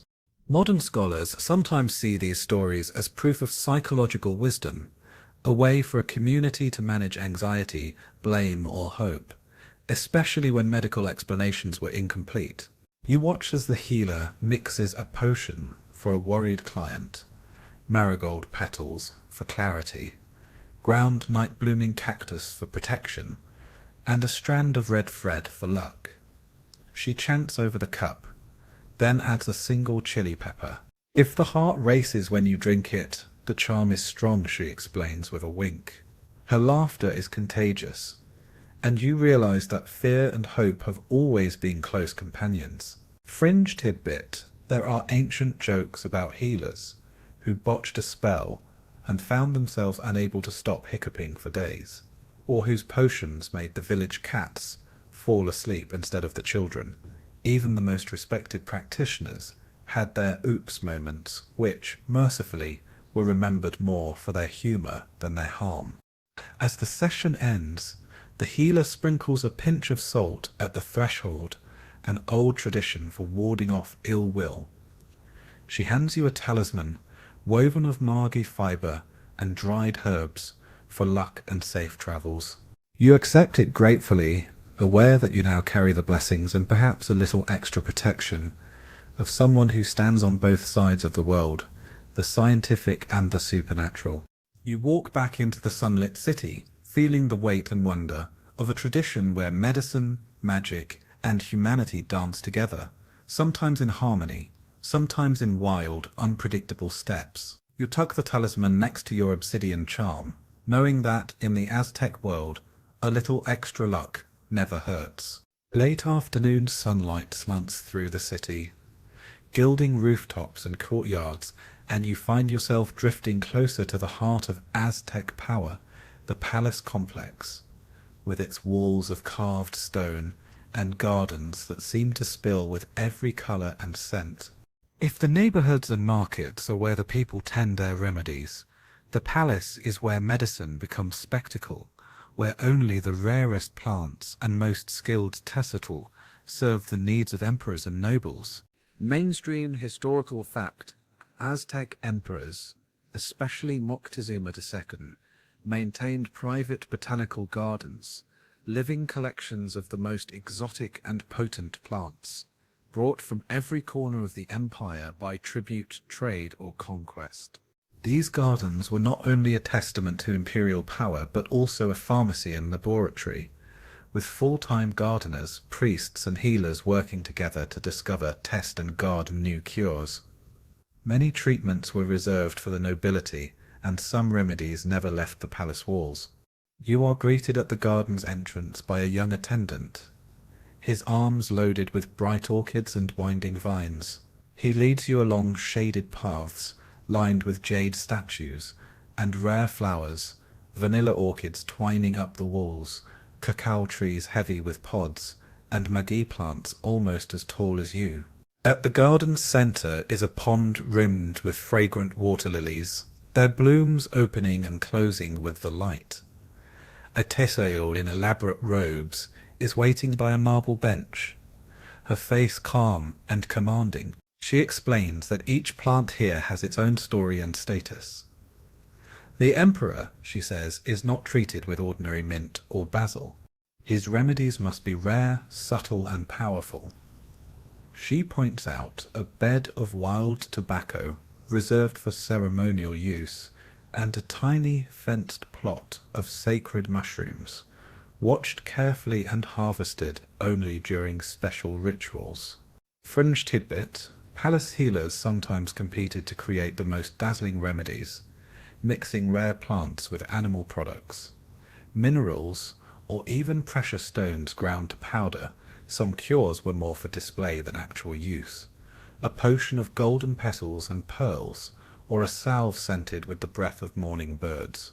There are stories of palace parties where miracle medicines were tested on courtiers, resulting in everything from instant relief to epic sneezing fits. The emperor, it said, was both amused and annoyed by the unpredictability. You watch as the Tisatitle prepares a paste of orchid petals, honey, and a mysterious dark resin, explaining that this is reserved for the emperor's private aches. Muscle pain after ceremonial dances, or the sore throat from endless speeches. Only trusted healers know the recipe, and the preparation is performed in silence, with ritual hand-washing and a whispered prayer to the gods of health and wisdom. Mainstream historical fact: the palace garden wasn't just for medicine. It was also a scientific center. Apprentices learned to catalogue new plants, record experiments, and debate the best treatments for difficult cases. Sometimes Spanish chroniclers were invited to observe with strict supervision, and marvelled at the breadth of botanical knowledge on display. Historians still argue whether the secrecy around certain palace cures was out of genuine need, or simply to keep power in the hands of a few. A servant arrives with a tray of small, carved gourds, each holding a taste of palace medicine. One for clarity, one for restful sleep, one for calming the heart after a fright. You try a sip. The flavors are rich, layered, and surprisingly bitter, but a pleasant warmth settles in your chest. The Tisatide laughs at your expression. Not all medicine is meant to be sweet, she says. If it works, the taste will be forgiven. She shares a story of a night when the emperor fell ill, and the city's best healers were summoned in haste. Each brought a different remedy. One a tea of rare orchid root, another a paste of crushed vanilla and muggy sap, a third a potion said to come from a plant that sings to the moon. The emperor recovered, but no one could agree which medicine did the trick, so all were rewarded, and the stories grew with every retelling. Fringe tidbit: on the emperor's birthday, it was custom for the Tisattle to present a garden gift, a new remedy, plant, or poem about healing. The best gifts became part of palace tradition. The less successful ones, it said, ended up in the compost or as material for the court jesters. There's an old joke that the palace compost heap held the secrets of 10 lost cures and a few accidental love potions. As the sun sets, you're given a small packet of dried orchid petals for memory and courage, and told to keep them close when you need to feel powerful. You walk away from the palace, mind swirling with the scents of rare plants and the echoes of ancient whispered cures. The grandeur and exclusivity of these gardens leave you wondering how many healing secrets were lost or hidden, protected by walls as tall as the ambitions they served. As dusk gathers in warm rose and lavender shadows, you slip from the stately hush of the palace gardens into quieter neighborhoods, drawn by the sounds of lullabies and the soft laughter of women gathered in courtyards. Here, amid the bustle of families and the mingled scents of corn and herbs, you discover another world of Aztec medicine, one where healing is about birth, beginnings, and the bonds that hold a community together. Mainstream historical fact. Pregnancy and childbirth were sacred and dangerous transitions in Aztec society. Women were revered for their power to give life, but also faced enormous risk. The Tisitala midwives, called Tlamitquetisitl, developed a rich tradition of herbal remedies, rituals, and careful supervision to help mothers survive and thrive. These women commanded enormous respect, sometimes called the warriors of the house, as childbirth was seen as its own kind of battle. You join a circle of women preparing for a birth. The expectant mother sits quietly, wrapped in a woven shawl, while the midwife kneels beside her, sorting bundles of herbs, basil for calming, marigold for purification, and wild yam root to ease pain. She pounds the herbs into a paste and mixes them with a little water, rubbing the mixture on the mother's belly in slow, rhythmic circles. Fringe tidbit: one curious tradition involved making tiny dolls from amaranth and honey, which were placed beneath the birthing mat to attract good spirits and distract the jealous ones. After birth, the doll would be buried in the garden or floated down a canal, an offering for health and safe passage. Sometimes small offerings of cacao and maize were made to the goddess Tlazolteotl, protector of midwives and mothers. As the birth nears, the courtyard fills with low singing. The women chant to steady the mother's breath, while the midwife burns incense, copal resin, and dried sage, so the scent drifts through the room, purifying and soothing. The air is thick with anticipation and the spicy sweet tang of herbs. At the critical moment, the midwife gives the mother a drink brewed from wild basil, muggy sap, and a few drops of chili-infused water, meant to strengthen and awaken. Mainstream historical fact. The Aztecs believed in balancing hot and cold forces within the body, especially during childbirth. Herbs were chosen not just for physical effect, but for their symbolic power to restore harmony. After the birth, the mother was wrapped in warm blankets, given a cooling mint tea to sip, and massaged with aromatic oils, often basil or marigold, believed to ward off evil spirits and postpartum sickness. After the baby's first cry, there's celebration. The women pour water over the child's head, A blessing for life and growth. They rub a tiny bit of honey on the baby's lips, a sweet welcome and a hope for good fortune. The midwife checks the placenta, offering thanks for a safe delivery, then buries a handful of herbs in the corner of the courtyard. For luck, and so the house will always be full, she says. Fringe tidbit: old stories claim that some midwives could predict the future by studying the umbilical cord, its shape and colour, said to reveal whether the child would be a great warrior, a healer, or something entirely new. Sometimes grandmothers saved a bit of dried cord, or a lock of hair in a cloth pouch as a charm for health or wisdom. Historians still argue whether these practices were meaningful magic, or simply another way to keep hope close at hand. You spend the evening with the women, sharing food and stories. They teach you a lullaby, one that weaves together wishes for strength, sleep, and safe dreams. A good lullaby is a kind of medicine, one grandmother says, and so is a good joke. Everyone laughs, the baby blinks, and the new mother sips her tea, held by the warmth of the circle. Before you leave, the midwife hands you a sprig of marigold and a tiny amulet shaped from clay and maize. For luck, health, and beginnings, she says. You tuck it into your pouch, heart full from witnessing a healing that is as much about community and ritual as it is about any plant or potion.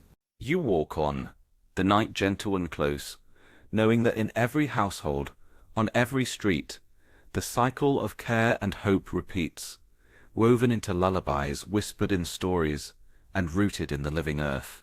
The sky is deepening, a velvet blanket draped across the city, and distant torches flicker along Tenochtitlan's causeways. Tonight, as you pass through narrow streets, a different kind of unease hangs in the air, awareness that spreads from house to house. You've stumbled into a chapter of Aztec medicine where every healer's skills and every plant's power are put to the test. The grim dance with plagues and epidemics. Mainstream historical fact. The Aztec world, like all great cities, suffered from devastating outbreaks, diseases that swept through the capital with terrifying speed. Long before the Spanish brought smallpox, the people of Tenochtitlan faced waves of fevers, coughs, mysterious rashes, and even what some called the cough of blood. The Tissotidal were on the front lines, treating the sick and racing to contain the unknown. You find yourself at the door of a healer's home, its steps crowded with worried families. Inside, the air is heavy with the bittersweet scent of burning copal and the sharp tang of vinegar. The healer, her eyes rimmed with exhaustion, moves swiftly from one mat to another, checking pulses, feeling foreheads whispering quiet encouragement. A fire crackles in the corner, a pot of feverfew and mint steaming away, the steam meant to open lungs and drive out illness. Fringe tidbit. In times of epidemic, healers sometimes mix their plant remedies with unusual substances. Ground obsidian, the ash from burned amulets, or even river mud, believed to draw sickness out through the skin. Some families hung chili garlands and garlic braids above their doors, hoping to keep bad winds at bay. The city echoed with songs and prayers, each one a plea for mercy and survival. You watched the healer prepare a mixture for a fevered child, willow bark tea for the burning head, mashed marigold petals pressed to the wrists, and a necklace of wild garlic tucked beneath the blanket. She bathes the child with cool water and offers the mother a sachet of dried basil and sage to keep close. For strength, she whispers. For hope. At the door, an apprentice recites a rhyme. Smoke for the wind, herbs for the blood, a song for the soul. Now rest and heal as you should. Mainstream historical fact, quarantine, as we know it, wasn't an established science. But the Aztecs recognized the wisdom of separating the sick, cleaning homes with smoke and aromatic plants, and purifying water with lime or burning certain woods. Some codices describe mass cleanings, with entire neighborhoods washed down and fumigated in hopes of ending the plague's advance. Outside, you find a crowd gathered near a temple, where priests burn incense and scatter herbs, sage, copal, and marigold over the steps. Children line up, each marked on the forehead with a dab of ochre and a prayer for protection. The air buzzes with tension, but also with the stubborn determination that marks this city's spirit. The crowd whispers about healers who braved entire epidemics, moving from house to house, their pouches full of fever herbs and amulets for courage. Fringe tidbit, there's a legend of a healer who, during the Red Cough, wore a mask stuffed with crushed mint, basil, and wild tobacco, said to keep out death's breath. Some say it worked, others that the healer's reputation alone scared away the plague. Either way, the mask became a talisman passed through generations, sometimes worn for show, sometimes out of real fear. You help light incense and sweep the streets, feeling the solidarity of people facing a common threat. The healer you met earlier hands you a small bottle of vinegar infused with chili and basil.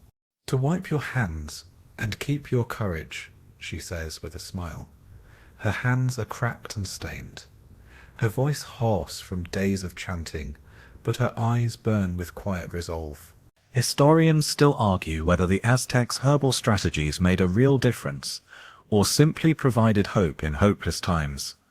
Some point to the surprising effectiveness of aromatic herbs and regular washing. Others argue that much depended on luck, timing, and the will of the gods. What is certain is that these moments of crisis brought out both the best and the bravest in the city's healers. You leave the healer's house as the last light fades, the city holding its breath. Plagues come and go, but so do songs, stories, and the deep-rooted conviction that every trouble has its counter-ritual, every sickness a remedy, if not in the garden, then at least in the heart. As midnight approaches, you wander away from the torches and prayers of the epidemic-stricken neighborhoods, seeking a breath of fresher air at the edge of the city. Here in the hush of reed beds and the quiet ripple of lake water, you stumble across another side of Aztec medicine, one less discussed, sometimes frowned upon, but never entirely forgotten: animal-based remedies. In a world so ruled by plants, you discover that the healing arts of Tenochtitlan drew from every corner of nature's cabinet, even those that crawled, flew, or slithered. Mainstream historical fact: the Aztec pharmacopoeia included not only hundreds of herbs, but also a surprising variety of animal products. Certain animal fats, bones, and even insects found their way into cures for wounds, coughs, or mysterious illnesses. From the fat of the axolotl, a legendary salamander found only in these lakes, to the powder of deer antler or the shells of river snails, each animal ingredient had a role, though often wrapped in layers of ritual, taboo, and careful preparation. A fisherman sits by the water, his boat rocking gently, grinding a chunk of white axolotl fat into a bowl. He tells you it is a precious cure for chest ailments and stubborn coughs, especially in children. It melts with honey, he says, and tastes like the lake on a cold morning. He shares that axolotl, seen as magical for their ability to regenerate, were treated with reverence. Their use in medicine was always accompanied by an offering, sometimes a few cacao beans, sometimes a whispered apology for taking what was needed. Fringe tidbit: some healers believed the spirit of the animal passed into the medicine, and so strict rules were followed. A bone or shell might be buried for a moon cycle before being powdered to quiet its spirit. There are stories of healers who refused to use animal medicines unless they'd been sung over, or who swore a particular frog's croak signaled the right time to harvest snail shells for fever remedies. Historians still argue whether these customs were superstitious, scientific, or simply an extra layer of caution in a risky world. You follow the fisherman to a small fire, where a mother stirs a clay pot filled with a syrup of honey, chili, and powdered grasshopper. Yes, grasshopper. She spoons a little onto a flat stone and explains that roasted insects were a common protein-rich food, but also an ingredient in cures for indigestion and exhaustion. The crunch is medicine too, she jokes, handing you a taste. Surprisingly, it's not bad, salty, earthy, with a kick of spice that wakes up the tongue.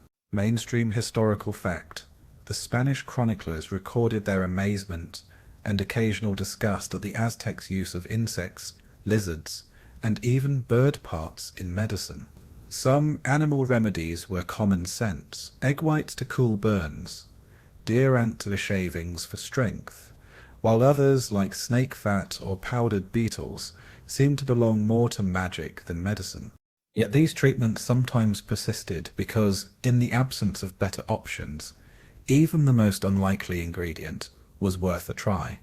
A healer nearby mixes a salve from duck fat and Meiji sap, spreading it on a wound to seal and soothe. She explains that animal fats, especially from water birds, were thought to carry the healing deeper, drawing out infection and speeding recovery. You see other animal contributions: snail shells ground with sage for a toothache, eagle feathers tied to a feverish child's arm for lightness and courage, and dried frog skins hung over doorways to protect against storms, real and metaphorical. Fringe tidbit: there's an old tale about a healer who, after failing with every herb in her garden, turned to a red ant hill, collecting a single ant for each day the patient had been ill. She brewed the ants into a tea, chanted a spell, and miraculously, or perhaps by coincidence, the fever broke. The story is retold every year at the market's end, each time with more ants and a wilder cure. You watch as a boy with a cough is given a tiny pellet made from honey, chili, and the faintest pinch of ground snail shell. He swallows it, grimaces, and then manages a tentative smile. It works, his grandmother insists, but only if you believe, and if you finish all your chores. The adults laugh, and the child's worries seem lighter, the burden of illness shared and gently lifted by the family's care. Historians still debate the role of animal medicine in Aztec healing. Was it necessity, curiosity, or magic? Perhaps it was all three, a willingness to use every tool at hand, to honor every creature, and to believe that healing could come from the most unexpected places. Sometimes with a touch of humor, and always with a measure of hope. You move away from the lake shore, the cool night air refreshing after the smoke and worry of the city. In your pocket, a pebble from the water's edge, a quiet reminder that healing in every culture is about improvisation, faith, and the courage to try something new. With the night now fully settled over Tenochtitlan, you wander deeper into the city, following lantern-lit lanes, and the quiet footsteps of late-night healers. As the world slows, you find yourself near the ceremonial precinct once more, where towering temples and flickering braziers mark the boundary between the everyday and the divine. Here, healing is less about plants and powders and more about the sacred act of ritual, of calling on the gods, the ancestors, and the deep, mysterious forces woven through the Aztec world. Mainstream historical fact. For the Aztecs, health was never just a matter of the body. Sickness could be caused by angry gods, restless spirits, or the breaking of sacred taboos. Major illnesses, especially those that resisted ordinary treatments, were brought before priests and priestesses trained in the art of spiritual medicine. The greatest temples housed not just idols, but archives of ritual knowledge, prayers, chants, offerings, and complex ceremonies designed to restore balance between the visible and invisible worlds. You pause at the edge of the great Templo Mayor, where a circle of priests in feathered cloaks chant beneath the stars. A family waits at the steps, their sick child bundled in bright blankets, eyes closed and breathing shallow. A priestess kneels beside them, painting the child's forehead with yellow marigold paste and laying a necklace of jade beads across their chest. Copal smoke drifts upward, thick and sweet, carrying prayers with it. Fringe tidbit: some rituals involved spirit washing, where the sick would be bathed not in water, but in the shadow of a sacred idol, or the flickering light of ritual fire. Healers might pass obsidian blades above a patient's body, not to cut, but to slice away bad luck or lingering spirits. There are stories of soul retrievals, performed at midnight, with chanting and dance meant to lure lost parts of a person's spirit back from wherever fear or illness had driven them. You watch as the priestess offers crushed cacao and drops of honey on a carved stone. She chants the names of healing gods Tularok for rain and cleansing, Xochipilli for flowers and joy, and Ixtalilton for gentle dreams and restoration. The family joins in, their voices trembling but hopeful. The ritual is as much for them as for the child, binding them together in shared belief and the comfort of ancient words. Mainstream historical fact. Ritual healing could be elaborate and expensive, with rare offerings, jade, feathers, flowers, food, presented to ensure the gods' favour, but it was also communal. Neighbours and extended family would gather, bringing gifts and songs, reinforcing the sense that every illness was a matter for the entire community. Spanish chroniclers were both fascinated and bewildered by the Aztecs' elaborate ceremonies, sometimes describing them as half hospital, half theatre. After the ritual, the priestess ties a piece of red thread around the child's wrist. For life and courage, she says. The family bows, leaving gifts at the temple steps. Corn, beans, and a tiny clay figurine. You sense a shift, a quiet hope settling over them, as if the prayers have wrapped them in a shield against the unknown. Fringe tidbit.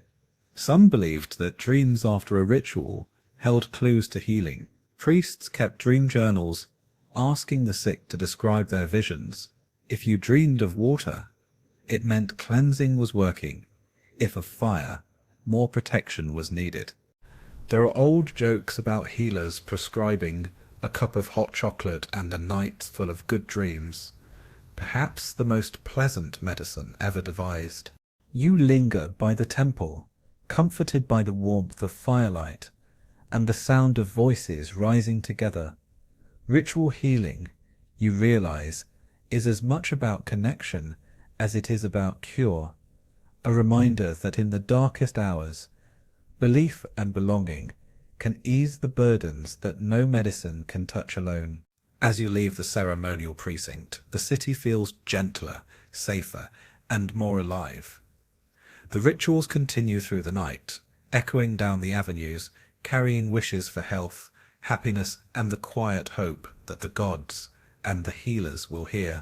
You slip away from the lingering glow of the temples, winding along narrow canals where moonlight shimmers across the water's surface and frogs sing in the reeds. In this quiet, reflective hour, you find yourself thinking about recovery, not just from fevers or curses, but from the ordinary wounds of daily life, bruised limbs, aching muscles, battered pride, and the invisible injuries that accumulate as surely as any broken bone. The Aztecs understood that healing did not end with a remedy, but required careful tending long after the worst had passed.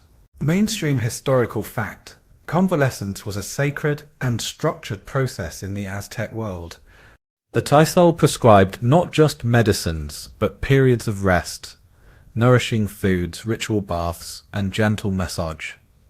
The family and community played crucial roles, offering support and ensuring the recovering person was not left alone. Special foods such as atole, a warm maize drink, fresh fruit, and lightly spiced stews were believed to restore balance and strength. Even the emperor was not above the rules.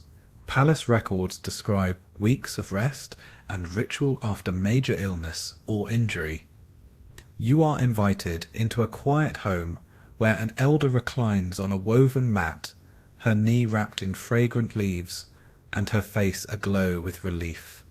Children tiptoe around, careful not to disturb her, while a daughter prepares a simple broth of amaranth greens, chili, and squash. The room is filled with gentle conversation, and the soft patter of feet is broken only by the clink of a clay cup as the healer prepares a restorative drink, warm cacao sweetened with a splash of vanilla and a curl of orange peel. Fringe tidbit: some healers recommended dream walks for convalescents, gentle strolls through gardens or along canal banks, with the patient encouraged to touch certain plants, listen to bird song, or recount stories from childhood. It was believed that these acts helped draw the spirit fully back into the body, making recovery not just a return to health, but a renewal of the soul. There are stories of stubborn patients who pretended to be sick just for the extra pampering and walks under the stars. You watch as the healer prepares a herbal compress of mint and willow, soaked in warm water and pressed gently to the elder's aching joints. She murmurs a song, half lullaby, half invocation, while the patient sips her cacao and smiles, surrounded by family. You are struck by the sense that here healing is a slow, deliberate art, and that time, kindness, and patience are as necessary as any plant or potion.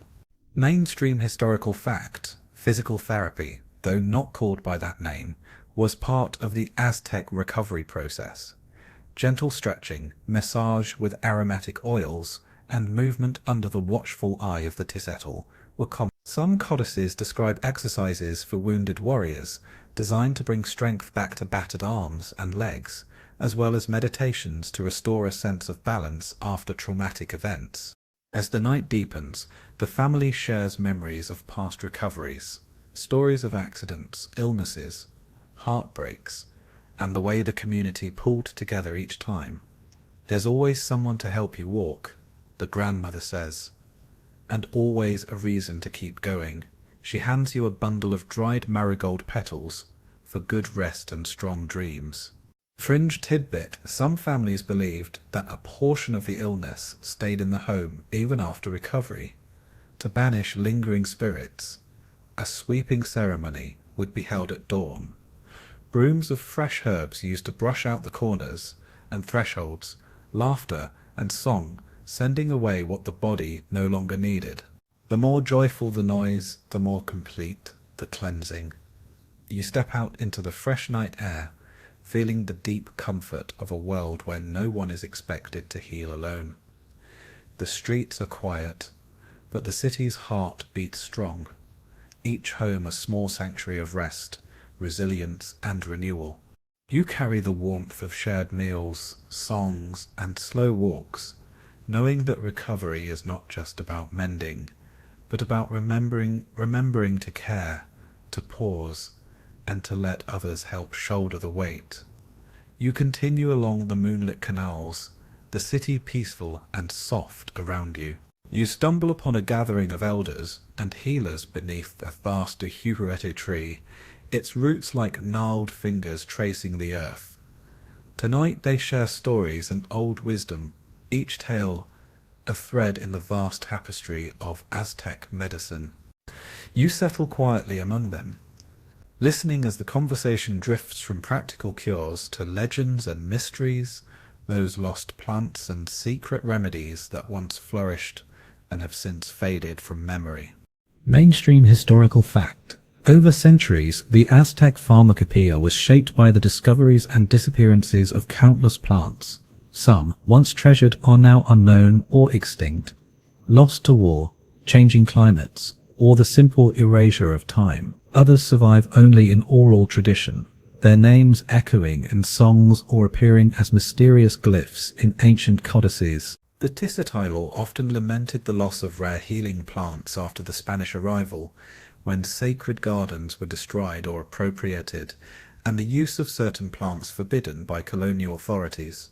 You listen as an old man, his hands stained green with herbs, recalls his grandmother's star balm, a blend of wildflowers, honey, and a plant called Tezcatlipoca, whose leaves shimmered at dusk.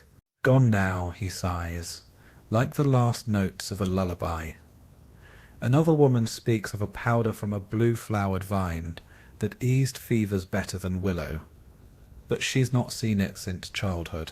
Each story is both a memory and a gentle mourning for the medicines lost to time. Fringe tidbit: there are persistent rumours of hidden gardens, high in the mountains, or deep in old forests, where lost plants still thrive under the care of secretive healer lineages. Some believe these gardens appear only to those in true need, vanishing at sunrise.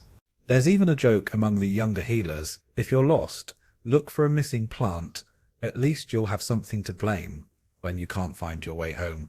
The elders debate whether some lost plants ever truly existed, or if they're poetic inventions, a symbol of all that slips away when traditions change. Historians still argue about cryptic references in old manuscripts whose heartleaf really a miracle plant, or a metaphor for the power of Louvre and memory to heal what science cannot.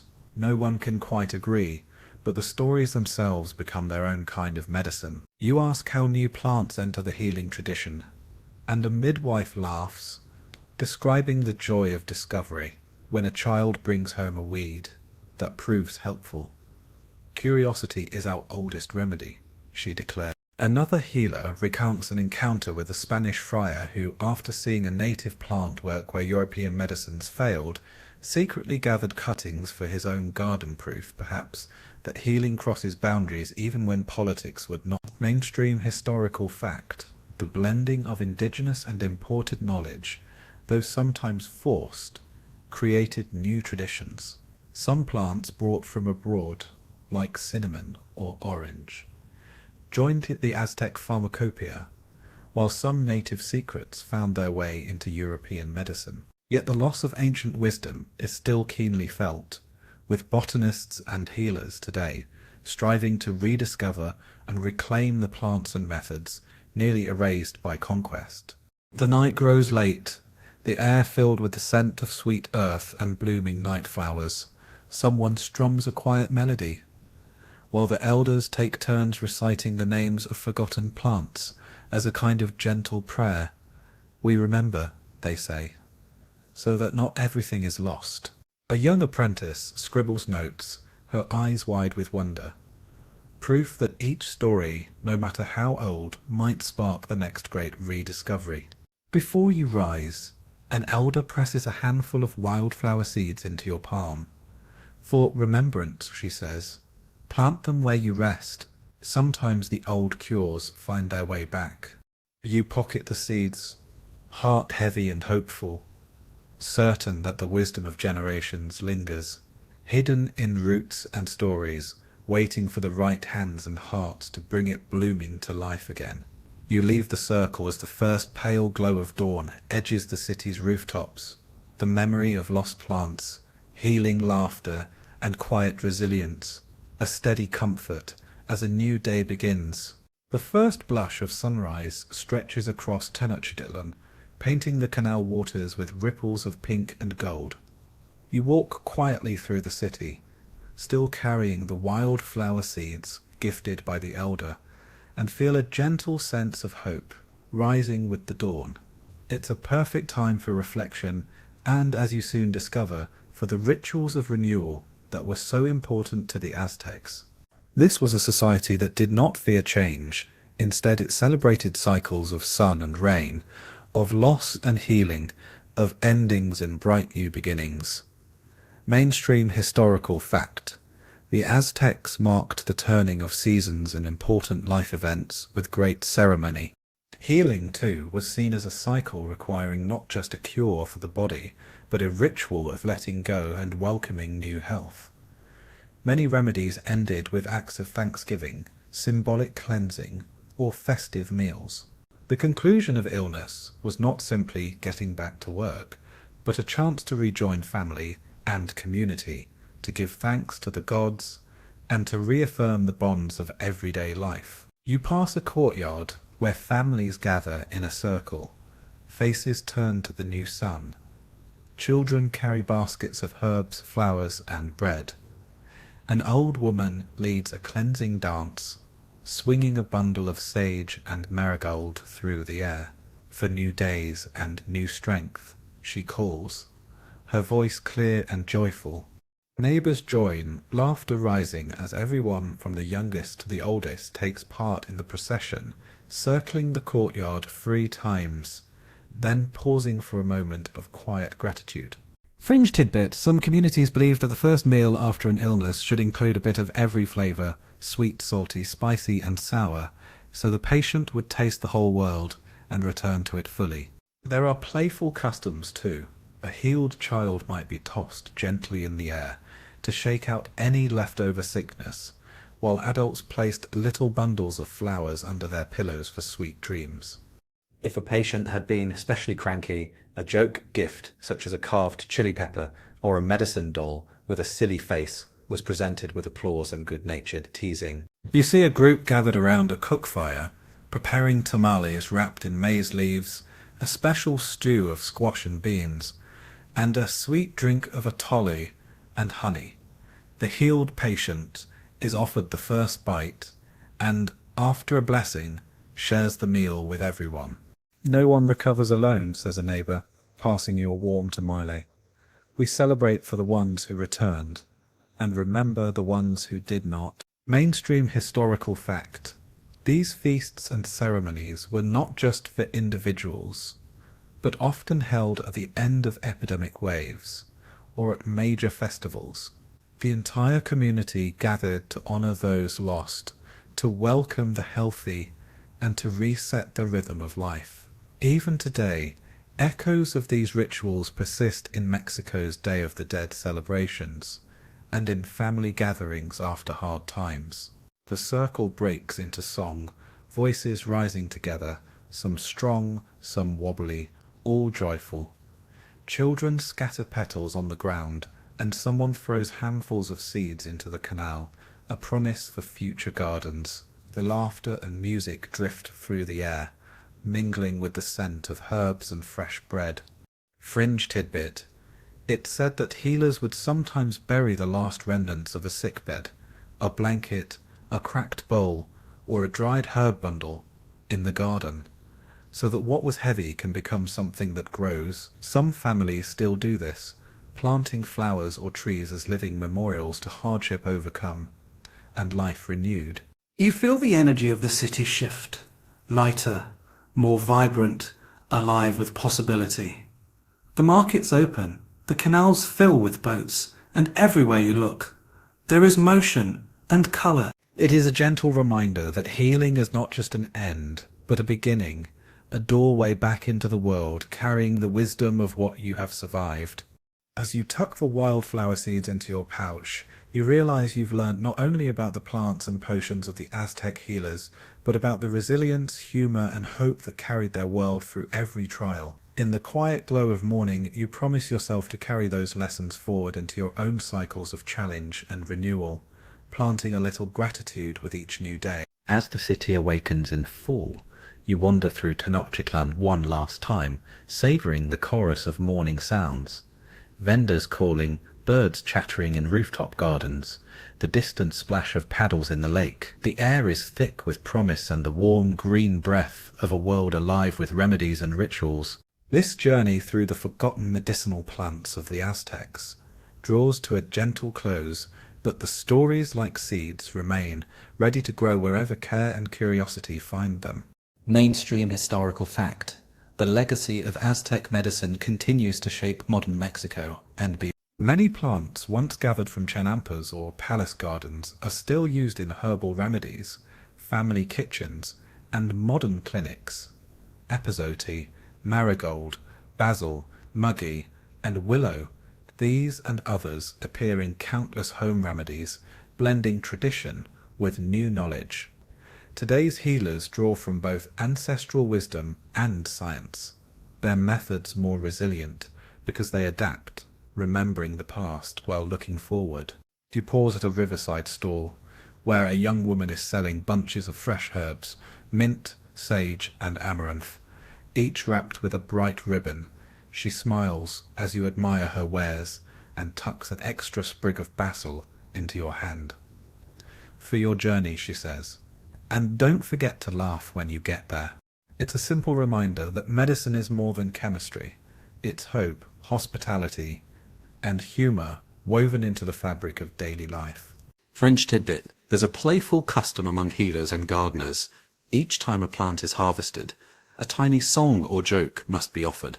Plants grow better when they're happy, goes the saying. You overhear a child singing to a row of chaya, and a nearby grandfather teaching his grandson a silly rhyme about amaranth seeds and sneezing turtles. These living traditions, as vital as any potion, ensure that knowledge is shared with a smile. You stroll through the market, seeing how old practices linger in new forms. Vendors sell honey and chili for coughs, while a grandmother offers a poultice of aloe and mint for tired feet. A teenager with braided hair hands out sachets of dried marigold for good dreams, and an elderly man tells stories of willow bark tea curing everything from fevers to heartbreak. Historians still argue, he jokes, whether it was the tea or the company that did the real healing. You notice the city's endless cycle of healing and hope. A new mother with a marigold charm, a fisherman rinsing axolotl fat from his hands, a young apprentice humming as she bundles fresh roots. Every corner, every home, every meal holds echoes of the ancient world, proof that in the grand sweep of time, no knowledge is ever truly lost when it is carried in hearts and hands. The morning sun glints off the water, and you realize your journey is complete. You hold your pouch of wildflower seeds, amulets, and herbs, and feel a deep sense of gratitude for the resilience of a people, for the kindness of strangers, and for the quiet, unending work of those who heal. You promise yourself to remember, healing is not only for illness, but for living itself, the way to bring joy, comfort, and community into every ordinary day.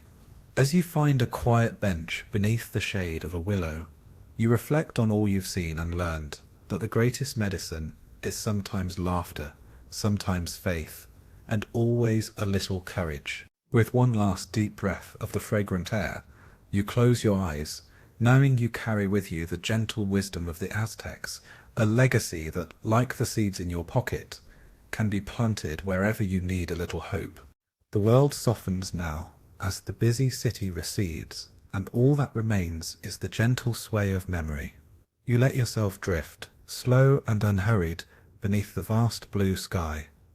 The soft murmur of water lapping at the shores of Tenochtitlan, the scents of mint, marigold, and basil linger in the air, comforting as an old lullaby.